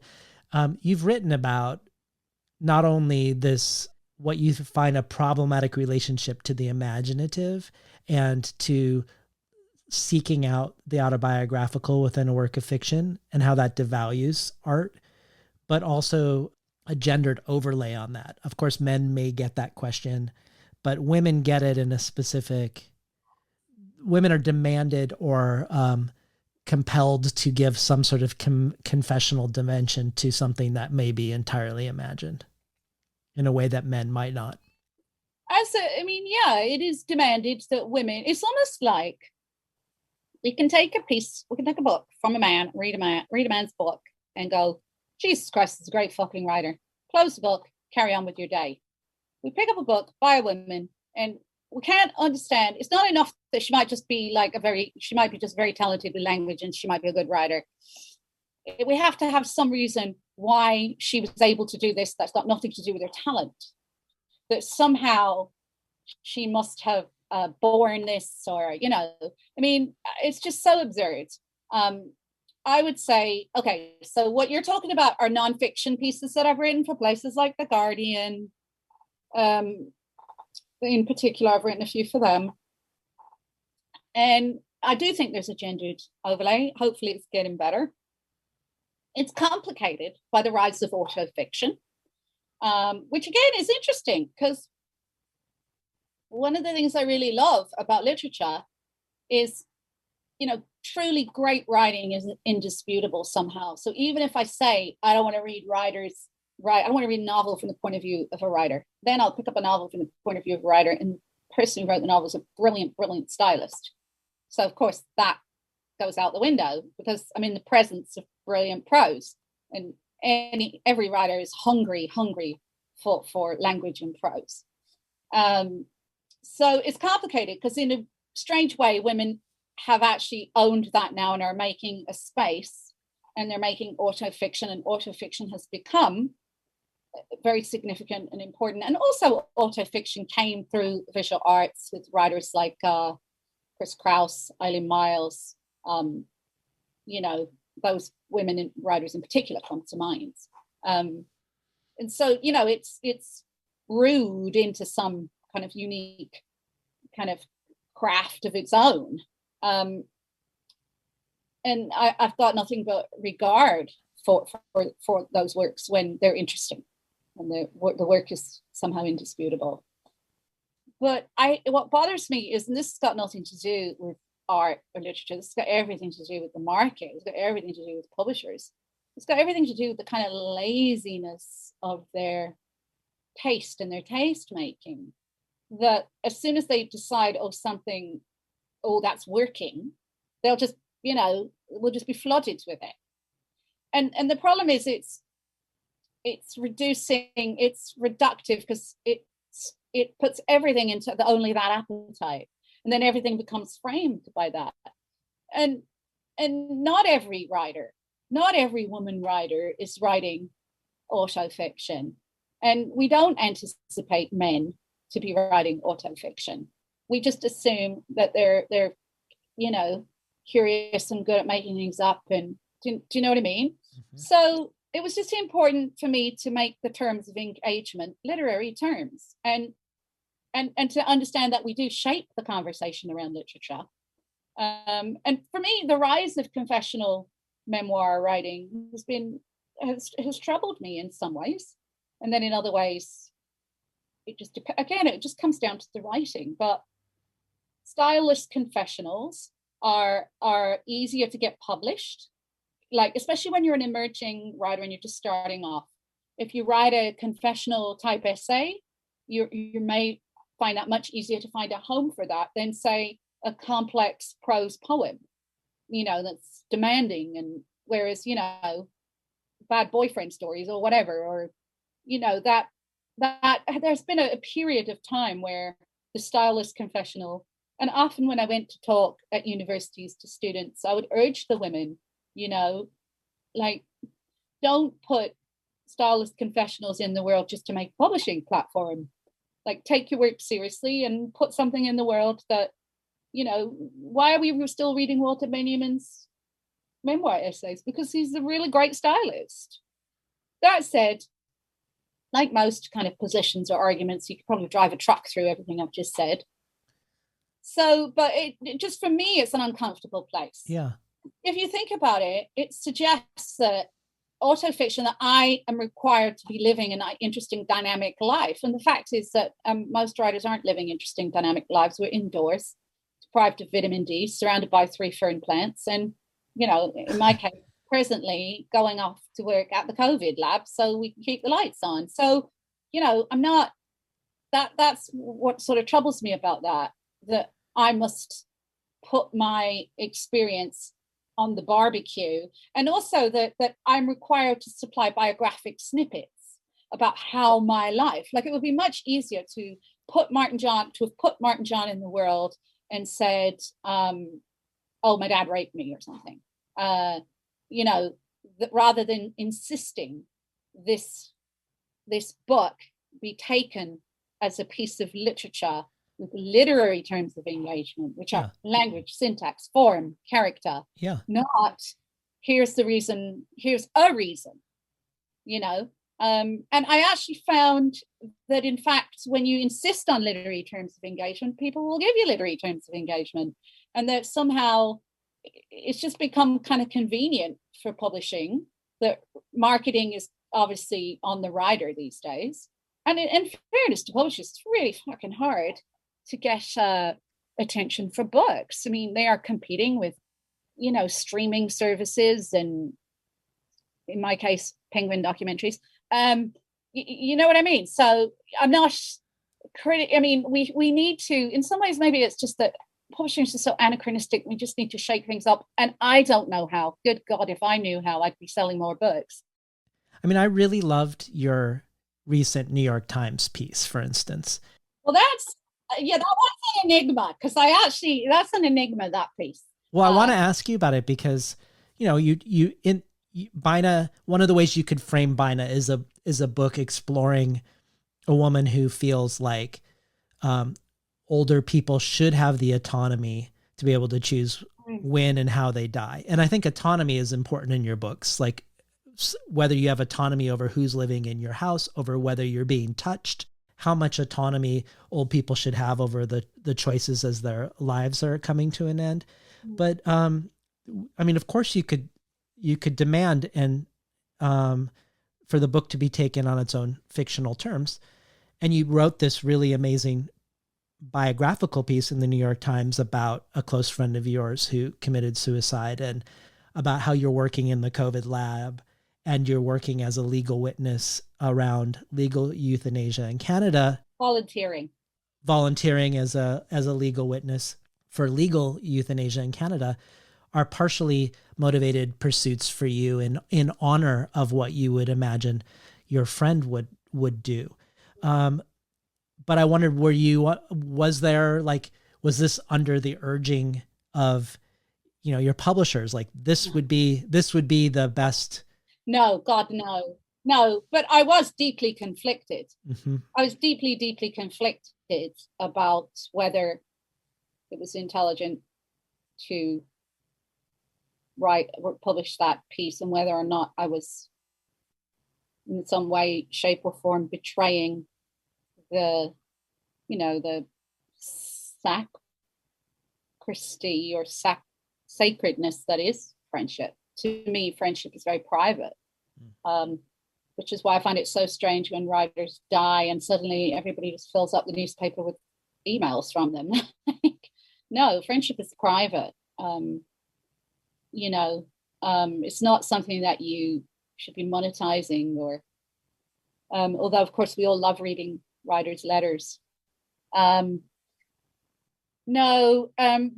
actually had much more to do with the themes in the essay. It just was so weird the way it coincided, because actually the New York Times accepted that essay a year earlier. A year before, I didn't have I don't think I even had a publisher in America for Bina, because Bina met a lot of resistance. It came out in 2020 in the UK, and it came out here just now, but it was originally published in 2019 and it was finished in 2018. But, I don't know why, but there has been a history of resistance to my books by mainstream bigger publishers, which is really silly because I've done it 3 times. I could understand like the first time, but I was a bit shocked that it keeps going on. But I just figure I must be doing something right. If you meet resistance, you're obviously doing something that's, resistible. Well, it's not irresistible. So maybe that's a good thing. But the essay, the 2 concerns. Okay, so I had volunteered as a witness for medical assistance in dying. We don't call it legal euthanasia here. We call it MAID, medical assistance in dying, which is a federally mandated legal right under it's a healthcare service now. And so for a long time, you needed 2 independent witnesses to sign your form before you could apply. So I would go to the hospital, to people's homes, and witness the forms for them. It's very difficult to talk about suicide. It's very, very, very difficult to talk about losing a friend. But I was just so devastated and broken in a whole new way that I never imagined could be possible by the loss of my friends. And I've experienced a lot of grief and loss in my life, but this death just broke me in a whole new way that I didn't think it was possible that I could be any more broken by death. And so I had such a hard time understanding autonomy in that act, that she had autonomy, that she had other choices. I had such a hard time conceiving that I didn't entirely fail that human who had been so, so good to me, that human who had come and helped me in so many ways when I was at my lowest. And that just broke my heart. I mean, I'm still brokenhearted about it. But when I started to volunteer for MAID, and I went into the room and I met those various people, it just reminded me so much of her. And that's the only way we can really carry on when we lose someone like that, is to try to reimagine their spirit as being with us. Because otherwise, you just crawl up in a hole and you just basically possibly die of a broken heart yourself, right? And I think that's one thing you learn when somebody takes their life who doesn't need to be dead, doesn't really want to be dead. They just want whatever terrible, terrible, terrible feeling is at them to end. They don't want their life to end. And that's so distinct from somebody who is end of life, who has lived a long, fulfilling life and has been, and is encumbered by a terrible terminal disease, and they are suffering. That's so different from somebody who is just so, whatever circumstances or whatever brain chemistry or whatever is at them, they want that feeling to end. They don't want their life to end. And when you lose someone in that way, you learn that all that happens is 42 new people become broken.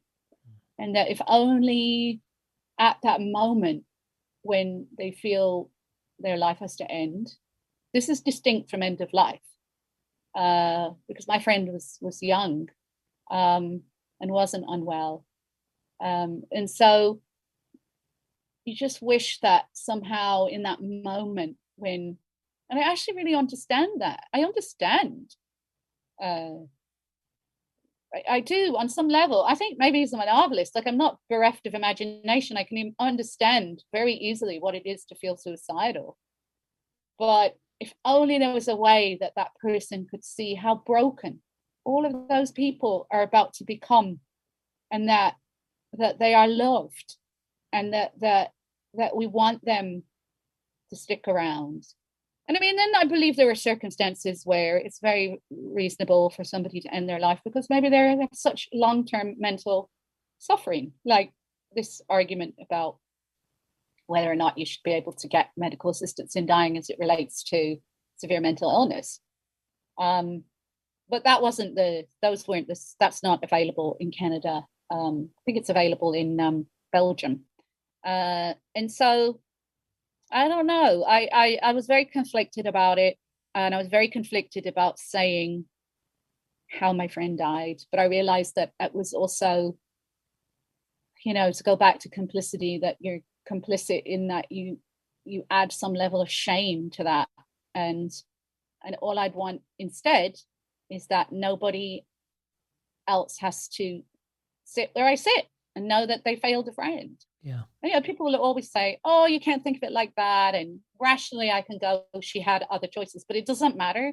You principally know that you have failed very badly, your friend, and not just you, like everybody failed that person. And I feel differently about this. I feel like, no, let's sit with that. Let's actually understand the implications of that. And let's talk about dying. Let's have healthy conversations about dying, because as soon as you're born, you're one step closer to dying, whether you like it or not. And then maybe people aren't so isolated with it. And maybe then if people can have conversations, if there are daily conversations going on all around us about the fact that we're all dying, then those who have an overwhelming, at that moment, urge to be dead could find some conversation to be included in which they could, I don't know. I guess because I'm a novelist, I have all these kind of imaginings of how things could be better. I know it sounds ironic having just given such a kind of Wittgensteinian, like pessimistic, dismal view, but I don't believe that is helpful for us to. I don't want to just pick up and carry on. I mean, I don't want to pick up and carry on without some learning, without some way of so the only thing I've figured out to do now is to try to make pacts with people. I mean, obviously maybe everybody listening to this will never ever discuss their depressive episodes with me because they really don't want me making a pact with them. But rather than saying to people, don't kill yourself, say, like, because it's pretty difficult to say that unless the person says, listen, this is what I'm going to do. And usually those aren't the people we need to worry about. The people we need to worry about are the ones that are suffering quietly, as I'm sure anybody that's lost somebody to suicide can attest. The people who are like broadcasting are not necessarily the most at risk. And so, I just feel like saying to them, well, I need you to keep living, to keep me company, to bear witness to how dreadful the world can be, and also concurrently how great the world can be with less frequency. It seems to be great. Predominantly, it seems to be pretty terrible. And that seems like, well, maybe that's all I found. And the thing I read that really, really, really helped me, the only thing I read that really helped me was Ian Lee's book. I've heard great things about that book. Yeah, I think it's a memoir. Well, there are two. There's a novel that's just extraordinary, and there's a memoir, Dear Reader, I write to you in your life from my life. Sorry, Ian Lee, if I have the title of your book wrong. But thank you for writing that book, because it was the first time I read something and I had the smallest sense of what the people I've lost to suicide would have been feeling at that moment. And I realized, they may actually have been calm.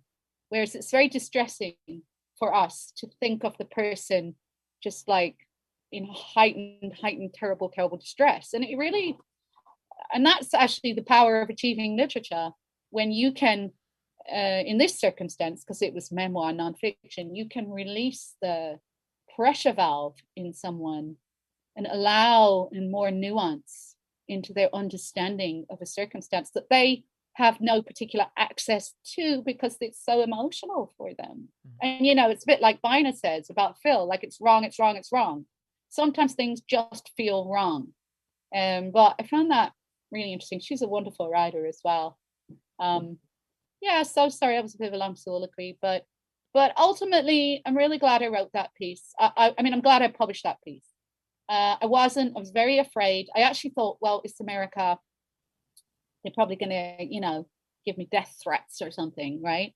Because of, I mean, at the time, it was when it came out, right? It was just after Trump had gone. And actually, it was the opposite. I had the most beautiful, beautiful messages from people, beautiful messages. And I didn't actually have anybody who said, you know, like, you're a sinner and shame on you, or... There are states here where it's legal, assisted suicide. Yeah, for sure. But I think that the voices that get heard the loudest when you write a piece like that are sometimes the most outraged. The most outraged, who will like write you horrible things like, I want to cut you open and you know, disembowel you, which is which has happened, which does happen, like people. But actually, that's one of the great things. I always think people can surprise you. Readers can surprise you. And I say that to writers when I'm teaching, like, never underestimate readers. They will surprise you. They're able for a lot more than you might imagine. And it was so moving. The messages I got from people were so moving. I'm really grateful for them. And I'm sorry that I couldn't write back to everybody, because I just would spend, you know, 6 months writing letters to people. And it's hard enough right now to write a paragraph, to write an unheapy paragraph. So that was the story there. But it was very unusual for me to do that, because as a rule, I don't really do that. But sometimes also there's something more bigger than you, you know, or your, whatever your values are on these things. That's about, I just felt like, I think COVID was a huge factor for me. I mean, I feel like with COVID, we're just so, again, we're broken in a whole new way that we never imagined it was possible, which is stunning to think, because humans have been around for so long. And at the time, I just felt like people were so lonely and isolated. People, I mean, were burying their loved ones online. I mean, you know, I had to bury a friend last year and I couldn't go to the funeral, and I had to watch it on the bloody TV at 3:00 in the morning. And it was just devastating that these people that have lived these incredible lives and been so important. And I think the long-term care crisis as well really upset me. The isolation of elderlies. And that's the beautiful thing about actually having resistance to your book. Because when you have resistance to your book, the publishing gets staggered because nobody wants to publish it. And then they decide they want to publish it. And then 3 years pass or 2 years pass. And meanwhile, your book has aged into the world. And it's so weird because, of course, Bina was finished in 2018. There was no pandemic. And I have this woman taking to the bed, which is basically what a lot of us probably had to do in the last year. Just like Martin John. Martin John came out maybe 2 years before the Me Too movement. You know, so it's strange that. But with Bina, it's been lovely in America because she's aged into a world and she has a different resonance in America now. And also she's had enough. And I feel like the timing was great because, I mean, bloody hell, America had really, truly had enough of that, you know, awful. I mean, I just can't even find a language to describe that former president of yours. Like, yeah, demented trumpet. I don't know what you'd call him, right? But, you know, there was just this overall sense of like, we can't take another minute of this. And so Bina was birthed in that country at that moment. I mean, it was beautiful. Thank God nobody wanted it until that moment. So, you know, there you go.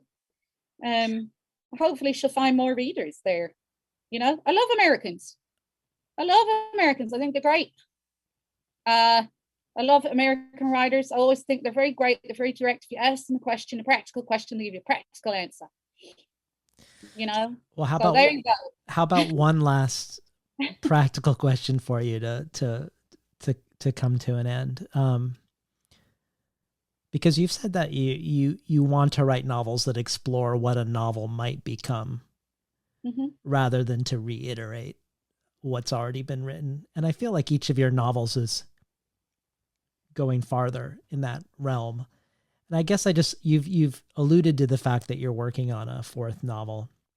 And I wondered what the frontiers of form, or what open questions for you of, because if you're always placing yourself towards what it might become, you're obviously also placing yourself in a place of not knowing.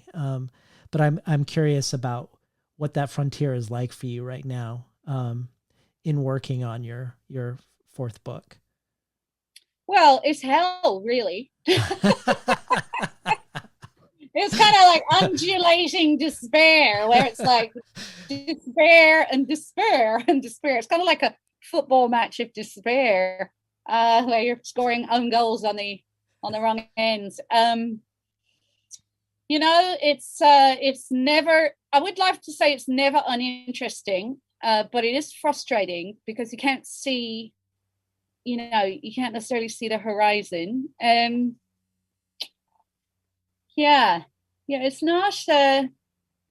It's definitely not a joyful process. At all. I originally conceived of the books actually as a quartet, and I was going to publish, two books together. I was going to write them together and publish them together, because I wanted to see what that experience would be like, to make a diptych of works, and then which way would the reader go. But in the end, when I wrote the draft of Bina, I realized it would just subjugate her to a lesser. Like, it would mean that she doesn't deserve a whole book. And I realized, I'm probably doing that because I don't think it's enough one woman, right? And then the novel so I had to recalibrate the novel that I've been working on now for like 4 years, because I was writing it concurrently with Bina. And basically it's a bit of a disaster at the moment. Well, it's not really a disaster, but you always think it is a disaster. I've always worried about my books. Even when they're finished, I still worry about them. It's just really hard. I can't believe how hard it is to write books. So that's what the frontier looks like right now. Is there a penguin walking towards the interior on the frontier? There is actually, there is giraffes. There's giraffes in it. There's just about everything in it, actually. There's just so much in it. I probably need to, I've been wondering when you were going to start including giraffes in your work. God, even you can tell, even as I'm asked about the book, my brain just goes into this horrible kind of comatose state where it can vaguely hear the distant sounds of a trumpet sonata that hasn't quite finished being written yet. I don't know. That said, I every time at a certain point in the publishing process with Bina, as it looked like she wouldn't find a publisher in America, I started to lose my courage. I thought, well, maybe this is too difficult, and maybe I need to write less challenging books, because at the end of the day, I don't like all this constant rejection, because you feel rejected. It's like, okay, what's it going to take? How much more do I have to prove? Yeah. That my books have value, and that there are readers who want to read them, right? Because they've been very critically acclaimed. And New York Review of Books is an amazing place to land in the United States for a publisher. That's true. You're in good company there. I'm in very good company there, and I love being on that shelf. Because you usually have to be dead to get published by them, and I'm not dead yet. Yeah. I'm feeling a bit dead, but having said that, that just came out, and that happened, I guess, last year was when the deal was done. But it's hard. It's like, I'm 50, and rejection is kind of like grief. It accrues, right? It's not you don't forget. And the other thing is, you write these difficult books, but then after you've written them, you're just a human, and you just really want people to like you. And then you fear that no one's going to like you because you've written a book that, for whatever reason, posits difficult questions. And so then you kind of want to take it back. Like, you don't want to take the book back, but you want to take back the idea that you're unlikable, which again is probably a problem of the female condition. Because I don't think Philip Roth, lost sleep worrying about whether or not people liked him. I doubt it.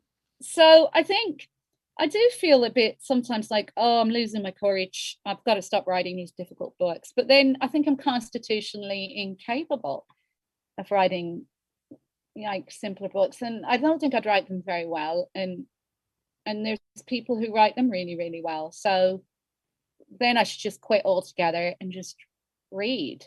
But anybody who knows anybody who writes, a lifetime's work, because I'm 50, right? And I've been doing this for 30 years, knows that this is almost like kind of a religious vocation or some sort of chronic disease where, you can't function if you don't work. You have to write in a way that you don't feel. I think Vivian put it so beautifully when I interviewed her, Vivian Gornick, because I said, do you feel unwell if you don't write? And she said, no, she said, I feel an unease. I thought that was a really excellent way to describe it. I would say I feel kind of unwell, if I'm not working, and I'm always thinking about working. I'm always thinking that I'm not working, like I haven't written. I often think, oh God, I haven't written anything. And then I have to look at the shelf and see, no, there's 1, 2, 3 books over there and that art book. But it always, I don't know if other writers experience this. It's like a strange amnesia where you feel, I haven't written anything. And it's to do with the beauty that's the blank page. Because like in almost every other area of life, like if you're a footballer or you're a carpenter or you're a plumber, you get better at being a plumber. You get better at being a footballer. Very few people get worse. But as a writer, you constantly have the prospect of getting worse. You constantly face the fresh blank page of new failures. And in some ways, it's wonderful. It's liberating. It's fantastic because it's so equalizing. Like that blank page is always waiting for you. And no matter what they take away from you, no matter what circumstances you find yourself in, as long as you have a pen and you have a blank page, nobody can stop you from writing on that page. So I kind of love that element of it, because there's a lot of good reasons not to bother. so you'd have to have like some deep-seated obsessive like compulsion in your bone marrow, your constitution, that would make you continue. And if you think about a history of literature, look at these writers who nobody read while they were alive. I mean, thank God they made their work and left it in a neat stack above the soil so that, 180 years later, we could all come back and go, hey, this is really great. I'm pretty sure Robert Walser, when he was like counting buttons in the asylum, didn't bank on, this short woman on the second floor here, really happy to have Robert Walser on her shelves. Like, did that man in that asylum counting his buttons think about this old dame who was born in 1971, with her various, dodgy ailments, finding, and I just think there's so many writers that just have given me such courage. Even if you look at someone like Henry Green stopped writing when he was 47. And I was really fascinated by that. I mean, he also drank himself to death. So, I was fascinated by that. Why did he stop when he was 47? And I think I was totally fascinated because at the time I was 47. So, I think it leads to, personally, I think it's a very interesting life. It's not an easy life being a writer, but it's not an uninteresting life. And for me, I think it's working out okay. Like, will it continue to work out? I don't know. It could not. Like, lots of people just don't write again, right? Maybe, who knows if I'm going to live? We don't know, right? Right. So I think it's like a kind of interesting kind of death anxiety that I'm propelled by, that what will happen if I don't make my work? God, I don't know. I don't think I've had enough success to warrant an obituary yet. I'm not sure how much success you have to have before they write an obituary of you, but I think I've actually given them some great lines from the obituary about how I felt about dying. Yes. In fact, probably the most colossal measurement of my output is her remarking on how she doesn't want to be dead or she's worried about dying. Hey, maybe there's the next novel. Yes. A novel in obituaries. Yes. All right. Don't steal it. That. I'm not going to steal it. No, I'm not worried about you stealing it. Don't steal that, listeners. Donate. Donate to the ongoing obituary that is. Well, donate to this space. It was a pleasure talking to you today, Anakana. Thank you. Thank you for such thoughtful, extensive, pondering questions. It's so lovely to get such very thoughtful questions. But you see, the trouble is now I'll spend the next 6 months thinking about some of these questions, and then I'll have the answers in about 4 books' time. If I won't probably make 4 more books. Well, we've only got 20 years left. If you do make the 4th book, it should be a novel and unanswered questions. Novel and unanswered questions. Although I think Paget Powell already did a novel in questions, didn't he?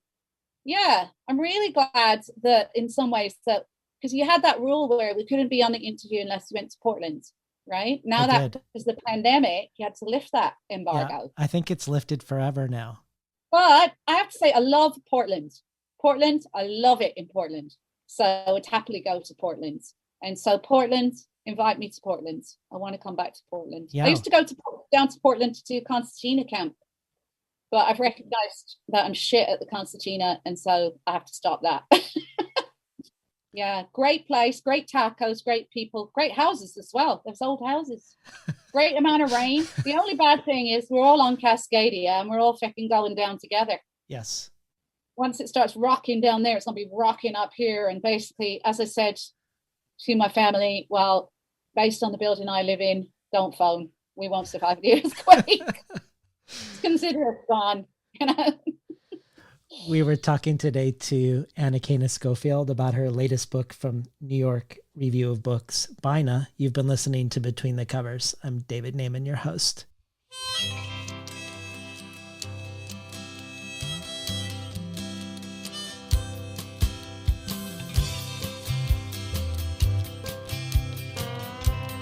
Today's program was recorded at the volunteer-powered, non-commercial, listener-sponsored, full-strength, makeshift home office of me, David Naiman. You can find more of Anakana Schofield's work at anakanaschofield.com. And you can find out more about joining the Between the Covers community and supporting the show into the future at patreon.com/betweenthecovers. Or, if you prefer a one-time donation, you can do so by PayPal at tinhouse.com/support. I'd like to thank the Tin House team who helped make the show run as smoothly as it does. Elizabeth DeMeo and Elisa Ogie in the book division, Jacob Valla in the art department, Yashwina Cantor in publicity, and Lance Cleland, the director of the summer and winter Tin House Writers Workshops. Finally, I'd like to thank Imre Lodbrog and Barbara Browning for creating this outro. Their album Imre Lodbrog, A Sapatita Me, can be found on iTunes, and Barbara Browning's trove of ukulele covers can be found at soundcloud.com/Barbara Browning.